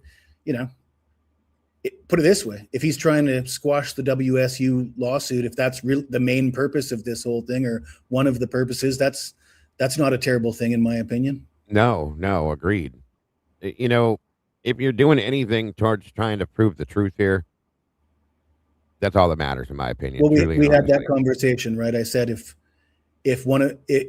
he has another motive, but it results in Brian getting exonerated or released from prison, is it worth it? And I think we all agreed, yes, it's worth it. Yeah, absolutely. 100%, sir. Very interesting. Like I said, JJ's been talking about the predictive policing stuff for a long time, and he makes good points. He makes a lot of sense to me, man. I know. Yeah. I think DA said when he was speaking to Turvey says, "We don't breathe the same air," and right. I hope JJ is not offended by this, but I think him and I breathe the same air. No, he wouldn't be offended. Not at all. JJ's a smart guy. Really is. And I do believe I'm a conspiracy theorist. What can I say? But in every conspiracy, there's definitely some truth. So yeah, I mean the difference. What is the difference between a conspiracy theory and a fact? Is about 3 months or something. Absolutely. It's called The State of the Deep. It was just premiered today, I believe. If we could put his link in here, I'd appreciate it.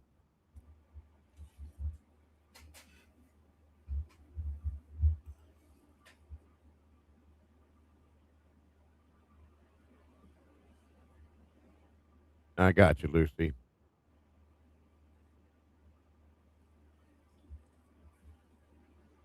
All right. Well, now the next thing I wanted to do was I wanted to review this with you guys before we got out of here. I review everything they put out. They put out some very interesting stuff. You got to read between the lines a little bit. As always, this was an interesting one for sure. Idaho 4 Revealed is the channel. The link is in the chat. If you haven't seen this, you need to. And if you have, just bear with me, guys. We'll talk about it shortly after. Very interesting stuff. Their videos are kind of artsy, but they definitely make wild points. It is definitely mind-blowing, folks, in some sense. So check it out.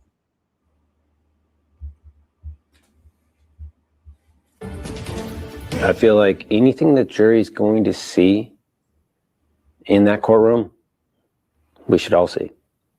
You shouldn't run from the truth. You shouldn't hide the truth, even if it makes somebody look guilty. So that part of the still work to be done.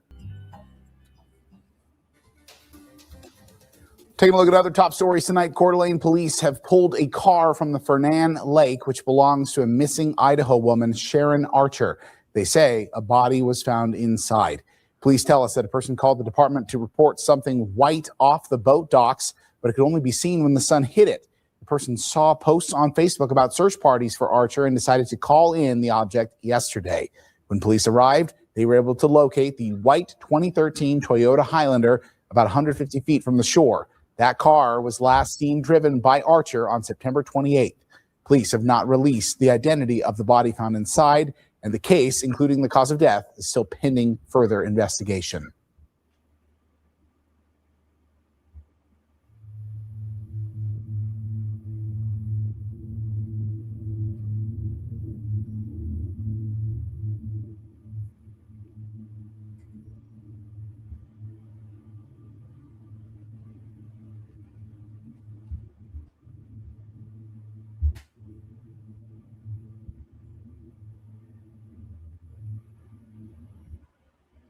Are you guys noticing this? Look at this one more time.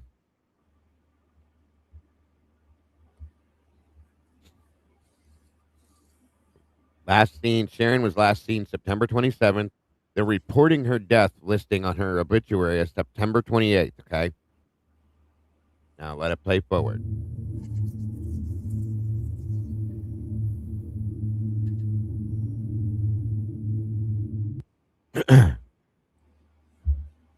Archer's reported as having been seen by Kaylee on October 5th at the Walmart in Moscow, Idaho at 10:22 p.m., which she supposedly died on the 28th. But Kaylee saw her on October 5th and was dead set on the fact that she saw her. And then Archer's vehicle was found in Lake Vernon, Coeur d'Alene, with her body inside on October 23rd. But they have her death listed as September 28th. Remember that.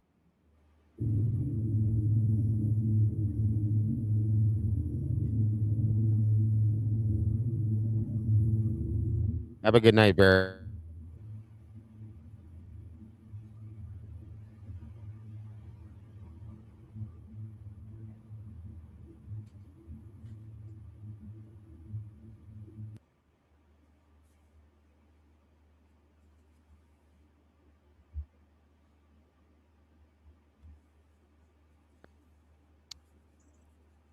Why did Kayla report that this woman was staring at her and her boyfriend in the store while they were online at the cashier? This is really interesting. Kaylee went nuts about this, you guys, and was so absolute about this.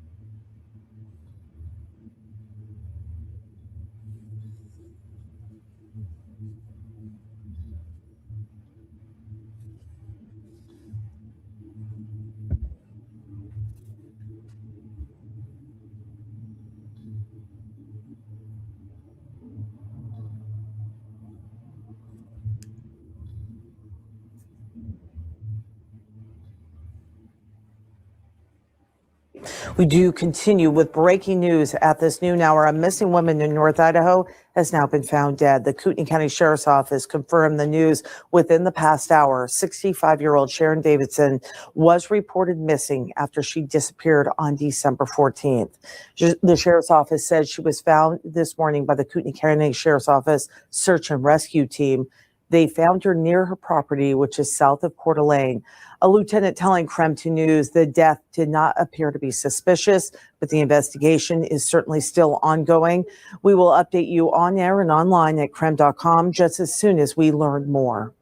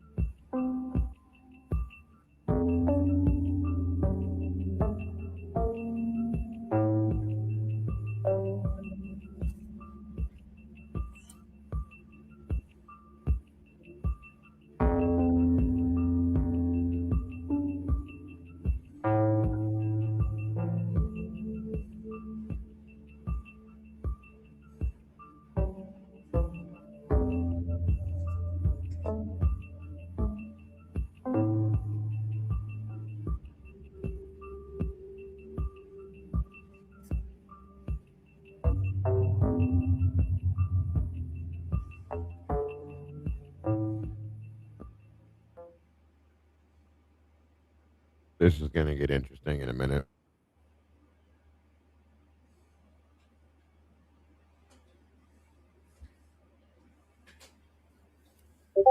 Let's talk about this detail that you've learned about Brian Kohberger. We were all shocked to see the photograph, the selfie that was snapped just hours after the murders in front of his shower. But you've learned what he did after that. What was it? Yeah, I learned about a tally of some girls that were having conflicts and feeling like he was doing things that were making them very nervous, following them outside of the classroom, standing in front of the door, forcing them to go around him, basically forcing interactions. And they were just trying to do everything to avoid him. So how I understand it, they communicated this to management structure there. They said document things. They started documenting that this tally that they put together. And from that, what is that called? You're saying a tally? What was that? I thought it was called like the Brian tally is what it was described to me as. I'm not sure. Is this the place he works? Yes. This is the classroom in which he's, a teacher aide in. That's the name of the classroom. I hadn't heard that name before, but that's what this is. So this is basically the classroom where he is working. He's making everybody feel uncomfortable. Yeah, and the tally is when they went to, I don't know if it was HR, but they went to people in the school and said, hey, I noticed something, this girl noticed something, but it's still kind of hearsay. So then they're saying, document it, the time, the place, the things, a witness. I'm pretty sure they're married now, Sausage. Yeah. Chronicles of Olivia and Steve Jr. are married now. Agreed. Those type of things. So they did do that. And that was going on. And that's how we found out that he missed school Monday after taking that photo, where he doesn't look sick to me, but what does that give him? That gives him a whole day to like go over figuring out how they're responding to what he's done. So he could sit there, gloat, and Google search, do the same things we were doing to try to figure out what was going on. I think the world is curious about that November 13th day, the day you found out in the phone call. Are you able to talk about that? Yeah, that day is Sunday, February 2nd, 2025. The local police department in Fairfax, Ohio, received a chilling 911 call. 911, what's the location of your emergency? 3919 Germania. 3919, what was the street name? Germania in Fairfax. Germania? Yes. I think my sisters might have been murdered. And You know of Okay, anybody thank that you. might want to harm her or anything like that? Absolutely nobody. When officers arrive on the scene, they find 64-year-old Sheila Tenpenny, who went by Denise, unresponsive in her own bed with the front door open. Did he cover her up? I don't know. The dispatch said that he found her with a pillow over top of her. I don't know about Peroxide and cleaning chemicals? That's different. A lot of things. There's an unidentified watch next to her body. There's also blood on the bed, and a trail of blood leading from the bedroom to the back door and the gate to her yard. Next to her on the bed is a bent kitchen knife and a box cutter, though these don't appear to be the weapons that killed her. Her brother, who found her, Daryl, is waiting to be interviewed in the ambulance. that day started out as a very odd Sunday in the first place because he was sick and he's never, ever, ever, ever, ever sick. So is there anybody you know that would want to hurt her? No, absolutely not. She's a decent person, honest. Stays to herself. Meanwhile, the medical examiner finds DNA under her fingernails. She fought back, and she scratched her attacker. This means that detectives might be able to identify the killer by scratches on his neck or face. Never been to the hospital in my entire life, and it wound up being Ramsey Hunt. So he had this crazy rash on his face that started in his ear all the way down the nerve. And that morning woke up with his face all swelled up. And the whole neighborhood is on edge. Neighbor Jonathan Boschert and his family have been living in Fairfax for 3 years and say a big reason they moved to the village is because of its safe reputation. It's jarring, I would say. Very unusual. It's still hard to believe that it happened this close. Boschert just hopes it's an isolated incident. Another neighbor has sent her son away. She's so concerned. So my son went to spend the afternoon with his dad because he had fallen earlier that day. And anyway, just kind of recover and have some time away from the house and stuff and from his brother. And was like, there's something wrong. I think I actually need to go to urgent care. And I was like, that's crazy. If you're saying that, this is serious. This neighbor's name is Becca, and according to her, Denise was close with her sons, Levi and Hunter Cart. they're only like 13. Okay. 13. Oh, you got twins. They're actually going to be 14 next month. Oh. And were they home with you that night? So I don't know when it actually happened. I know that we saw the trucks or cars or whatever on Sunday. So actually Sunday morning at 6 a.m. We had to run to the ER because my son, the cat, I guess, was sleeping on his face, and they startled each other in the dark. Oh and man! it scratched him, and so we were worried that it could be bad or infected. Is he okay? Yeah, he's fine. Good. It wasn't a big deal, but it was just traumatizing, and I was like, everybody get in the car. So that's how the morning started out. So came home. They diagnosed him with Ramsey Hunt. Okay, was he hurt? Is he okay? Okay. I was okay. I'll come out. Hey, Louis. Pretty quick. Hello. Yeah. How are you? Oh, you're coming out? What's he editing? I was editing Dexter. Sometimes I edit. Yeah. But he likes to make videos for TikTok. Yeah. Oh, yeah. Oh, Yeah. nice. While it's still here, right? Yeah. Is that the cat that got you there on the nose? I don't know. Well, What happened. We just Oh, We pretty both good. startled each other because my bed was right there. I tried to clean myself up, not realizing how bad this was, and I fell in the shower, which is even worse. So I fell and hit my face, and I started crying, and she heard me crying, and then we went to the emergency room because she was like, "This is really bad." In the emergency room all morning, the Carts apparently missed all the drama next door. So you guys have never been in the house? No. Strange request. We're asking for DNA from people. Sure. It's used for elimination purposes only, so it's not entered into like fancy database or They've already had like DNA testing for their for like medical for okay. Just a Q-tip in the mouth real quick. Yeah. So I'm not. They're already in a database somewhere. Okay. Perfect. Is that today or is that another? Yeah, we could do it right now.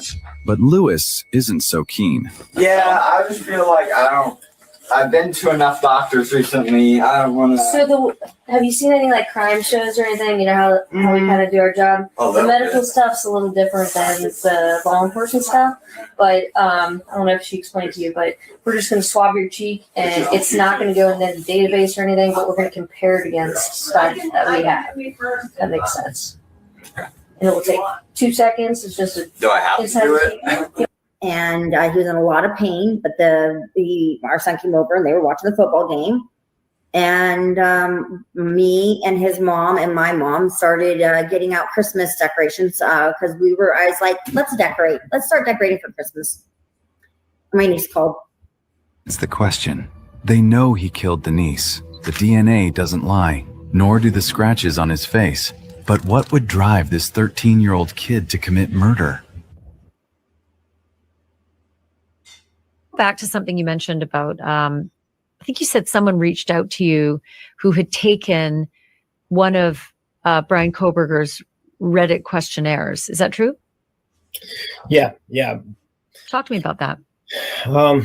We actually got a letter on that one, and then in the letter was a number to call. This individual said that they had been called, they got the Reddit. Somebody called to survey them on crimes, and he was like, I felt like I was getting set up by the cops. So I was just like, I answered it kind of like over the top. He's like, I kind of embellished some stuff, kind of pulling the cop's leg, hung up. This guy calls me back a couple days later, and we start talking again. And he goes, and I start feeling like this guy's like enjoying how I was describing how I was getting away with, like how I selected my victims. And he said, so I told him, I knew these neighborhoods that had a lot of money, and somebody might drink a little too much wine. Somebody might make a call to 911 over a noise complaint. Somebody goes to jail. And when that male went to jail, I'd go to that house, surveil it. And if it looked like there was somebody in that house that was passed out, I would go rob that house. And that's how he picked his victims, I would say. And he would rob them from jewelry, and I don't know what you do nowadays. It doesn't make a lot of sense to me, but maybe cash or something. But he would rob them. He said that Brian seemed to enjoy his story, called him a couple of times. He said he was so odd about it that when this case came forward, he was like, I know exactly what this is about. I'm going to reach out, and, maybe he's pulling my leg. There's been plenty of people who have sent us stuff that weren't accurate, but it always stuck with me. It already stuck. There's certain things that stick with you. That one was one of them. And, there's other stuff that other letters that we've given back to the prosecution and said, we don't even know what to do with this. And they've taken it. So that was my next question. You shared that with prosecutors. They were interested to hear from these people. Yeah, I don't know where it goes from there, but yeah, we've definitely given them the letters, and it's kind of You've said that this stands out because of reports before from the Reddit survey that Brian Koberger sent out, as a criminology student, asking other criminals about their methods. Talk to me more about that. Yeah, we got a letter and it had a phone number in there, and we called this individual, and he said he had been interviewed by Brian, and he got the sense that Brian was getting off on his story, and his story was basically he'd listen to a police scanner, wait for somebody to call the police on a domestic violence type thing, and then the male would be arrested, and then he would go into those neighborhoods, and that would be the house that he would rob. It just seems like it's a dead end. You never hear again. I was hoping I'd get my letter back, but no, we never got anything back. And I've never seen anything like that in the list of evidence. So it probably turned out to be nothing. Interesting.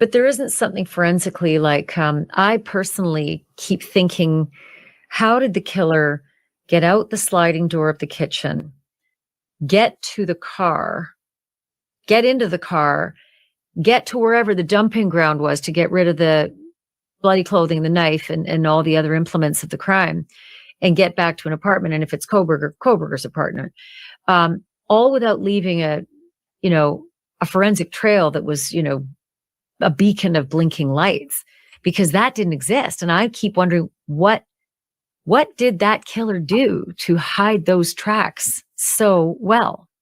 It's what if I said the killer actually wrote what he would do? Because Brian wrote a paper saying how he would go into a crime scene and not leave any evidence in that crime scene. So I think you just need to read what he wrote. He wrote exactly what he did, and he probably did more.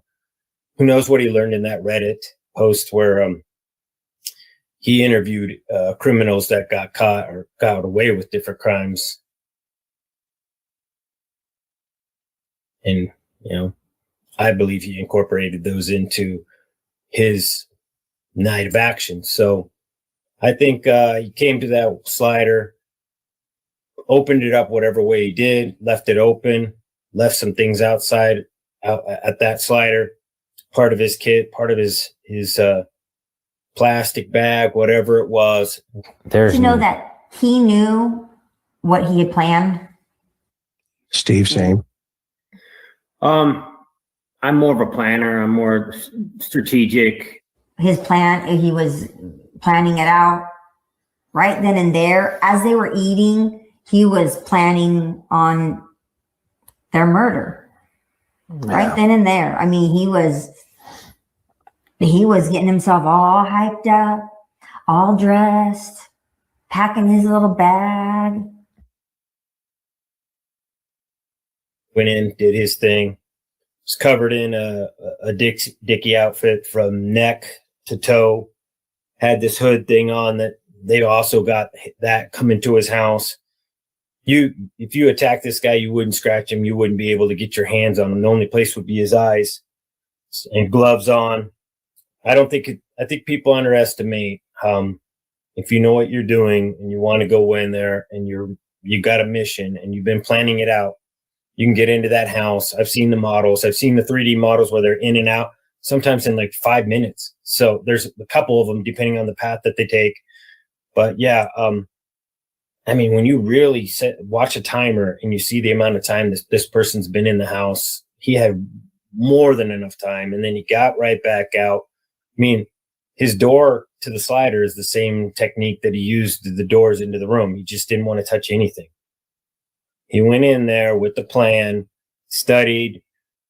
I mean, he spent years and years in these classes just reading and admiring these other killers. If he pled guilty and said, I'll plead guilty in exchange for a life sentence, have you thought about that? Yeah, I don't want that because I do know, I studied the criminal system and the difference between life and prison. Even if it's 20, 30 years, he's 23 hours locked up. He doesn't get to do what is it, BTK killer? PTK. Or whatever. We've found out that he writes papers for other prisoners and gets treated really well because he's intelligent and he's able to help other prisoners get preferential treatment through the legal system. We don't want that type of behavior to happen in our case where he has influence outside of this event. And he was basically planning out to do his version of what they did and incorporate what they did and their mistakes and try to be that much better than them.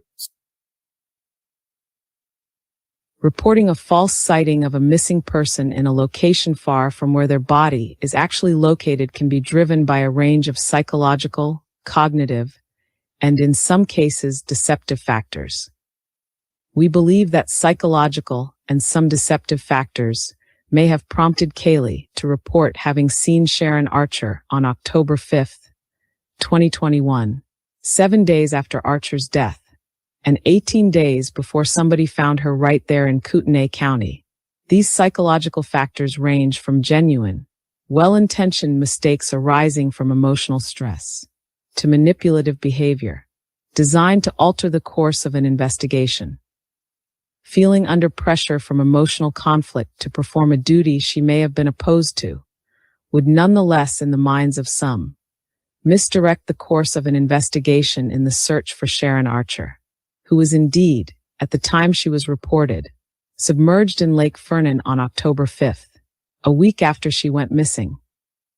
This report of having seen the person missing, as opposed to dead, cannot be related to memory or a dream experience, since the sighting was in real time and involved Kaylee's boyfriend as well, Jack Ducour.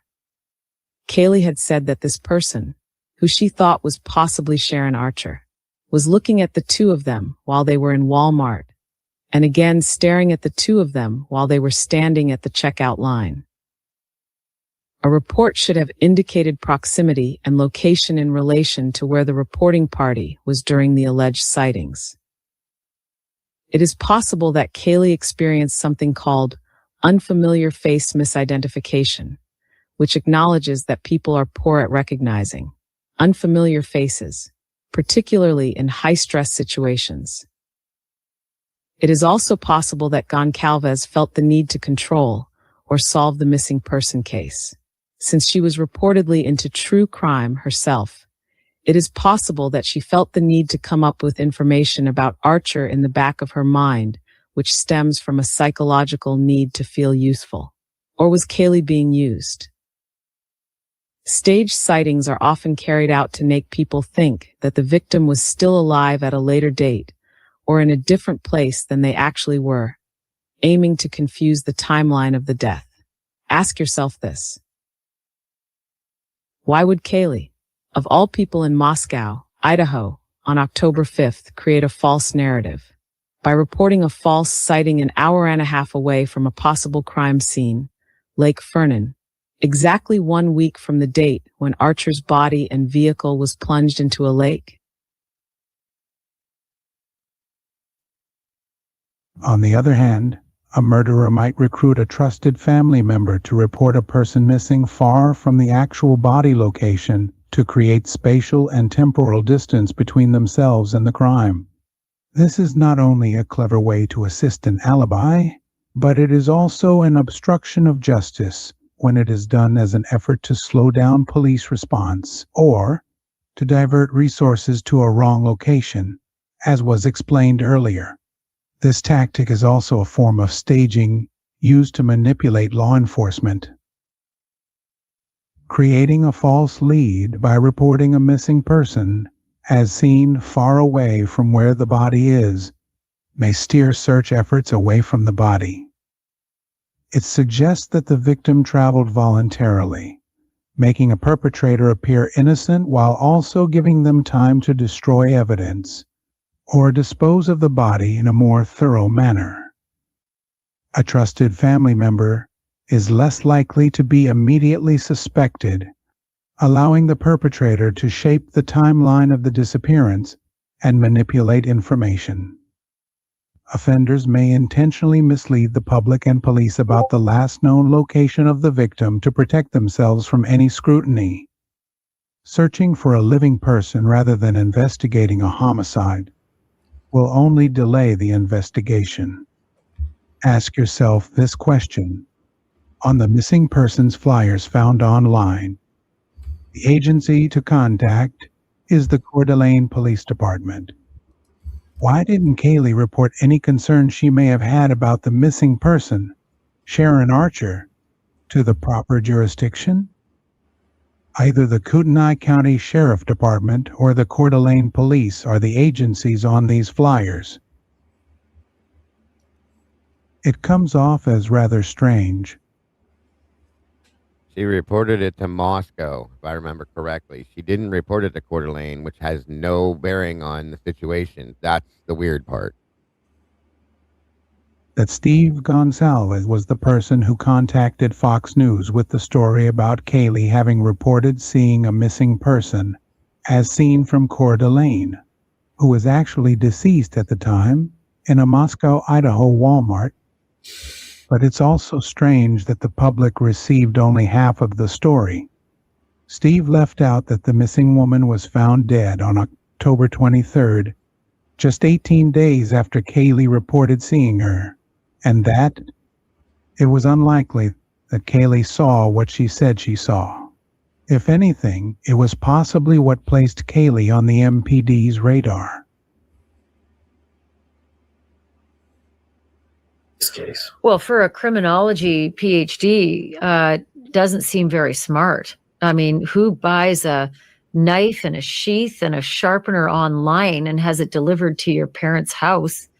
And who goes after a killing where the sheath is left behind and the murder weapons disposed of to find a replacement knife and sheath online? Who does that? I think even if you're somewhat intelligent, your human instinct, you start racking your brain and you started worrying, like, what if if the cops knock on my door and say, well, we couldn't help but notice you bought one of these. Where's yours at? You wanted to have one. You want to be like, here it is right here. It's in my fishing tackle box,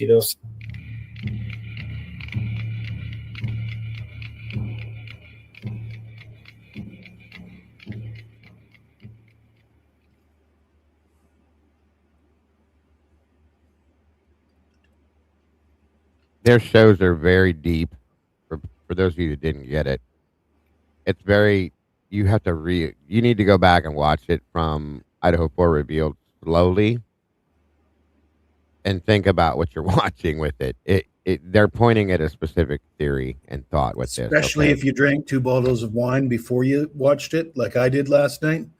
Yeah, because I only picked up about half of what they were throwing out there when I watched it last night after having a few bottles of wine. But I don't know. I think Steve G's lying about a lot of things. Yeah, very much so. That's kind of what the point was.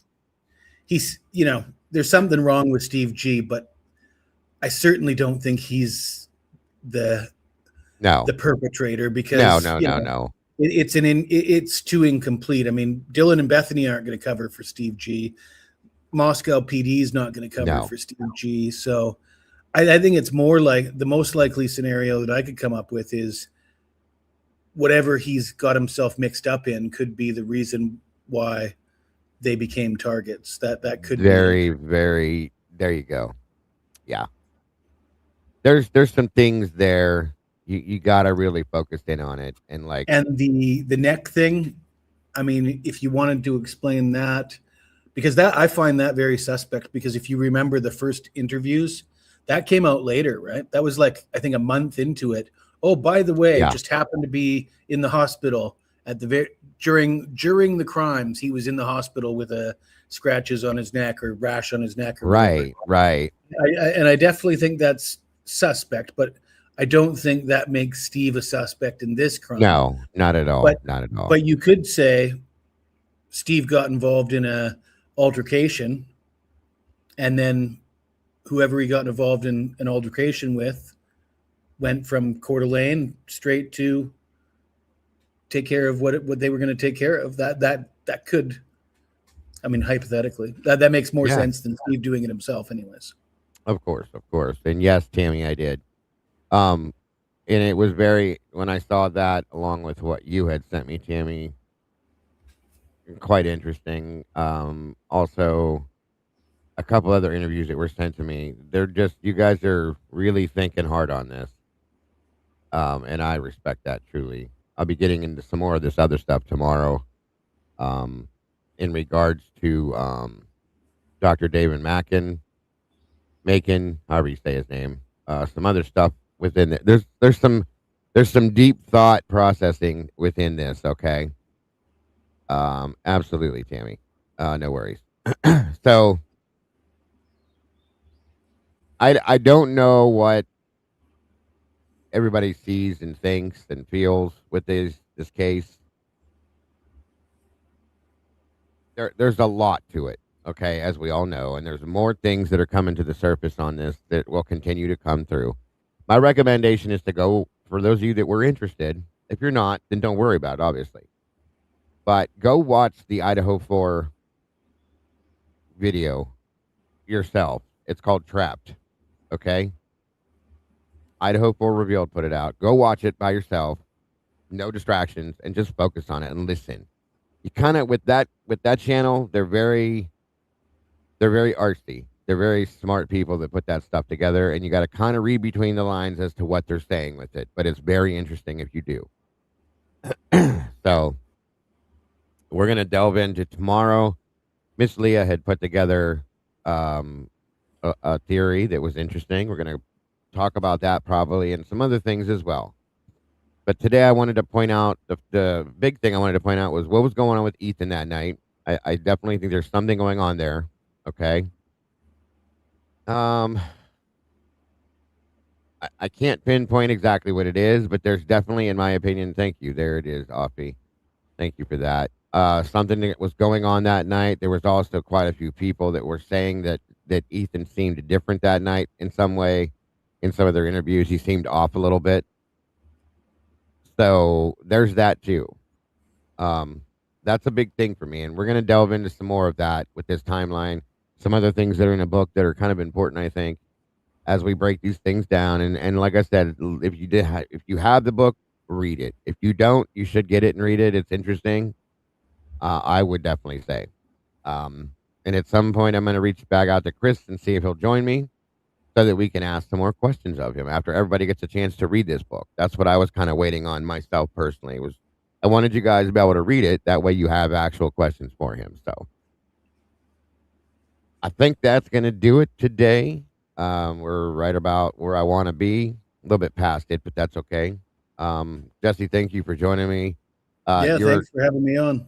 And your theory is very interesting, sir. Like I said, something that JJ's been hitting on and off for months now. Is very interesting. I'd love to have a beer with Bob Mata and ask him what it was that he was referring to, especially in light of the new information coming out. Yeah, truly. Because the way it makes it sound was that he knows something deeper than most of us, that made him absolutely believe what he believes. And I truly did you hear him say that as well, or you just heard me say that? No, I went and watched the episode because it was brought up a while back, and I was curious as to what it was. So. Maybe it would be described more. It wasn't, but he definitely says it was some kind of compelling tone to his voice. Yeah, if you knew what I know kind of thing is the way I remember it. Yeah, most definitely. So yes, Jesse, thank you as always for your input. Kim, thank you for joining us tonight. Appreciate you very much. Welcome to all the new people that have joined the channel, as well as the new meatballs that have jumped in the sauce with us. We appreciate you all. And there will be no show tonight that I know of anywhere, so you guys won't see me tonight as far as I know, unless I get super duper bored.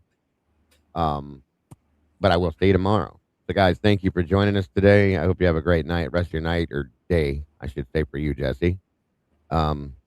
And we'll see you. Yeah, I knew it was kind of late. Probably, I get the times jacked up, but enjoy the rest of your night, your rest, whatever you're gonna do. Have a great rest of your day, guys. Don't forget to love yourselves, love each other, and please don't change a thing. You guys truly are the beautiful people, and I will see you guys very soon. Bye bye, everybody.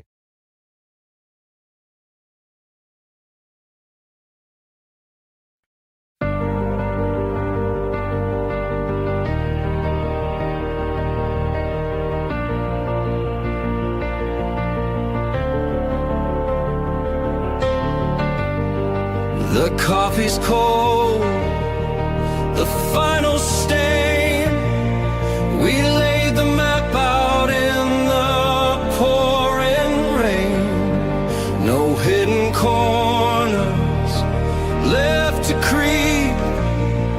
The dark truth woke while the city was asleep.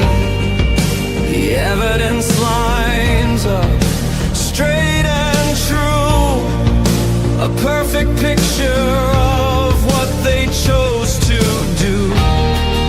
The quiet street erupts in flashing light, a reckoning delayed in the night.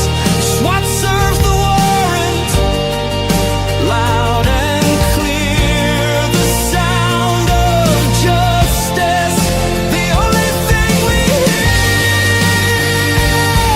at the TruCrime Cafe. We watch the suspect finally pay. The dark truth is backed and signed and sealed. The wound is closed, the name is finally healed. It's finally healed.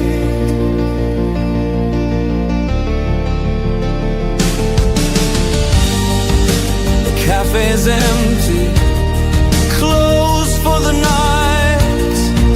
We put the darkness back into the light. We'll wipe the counter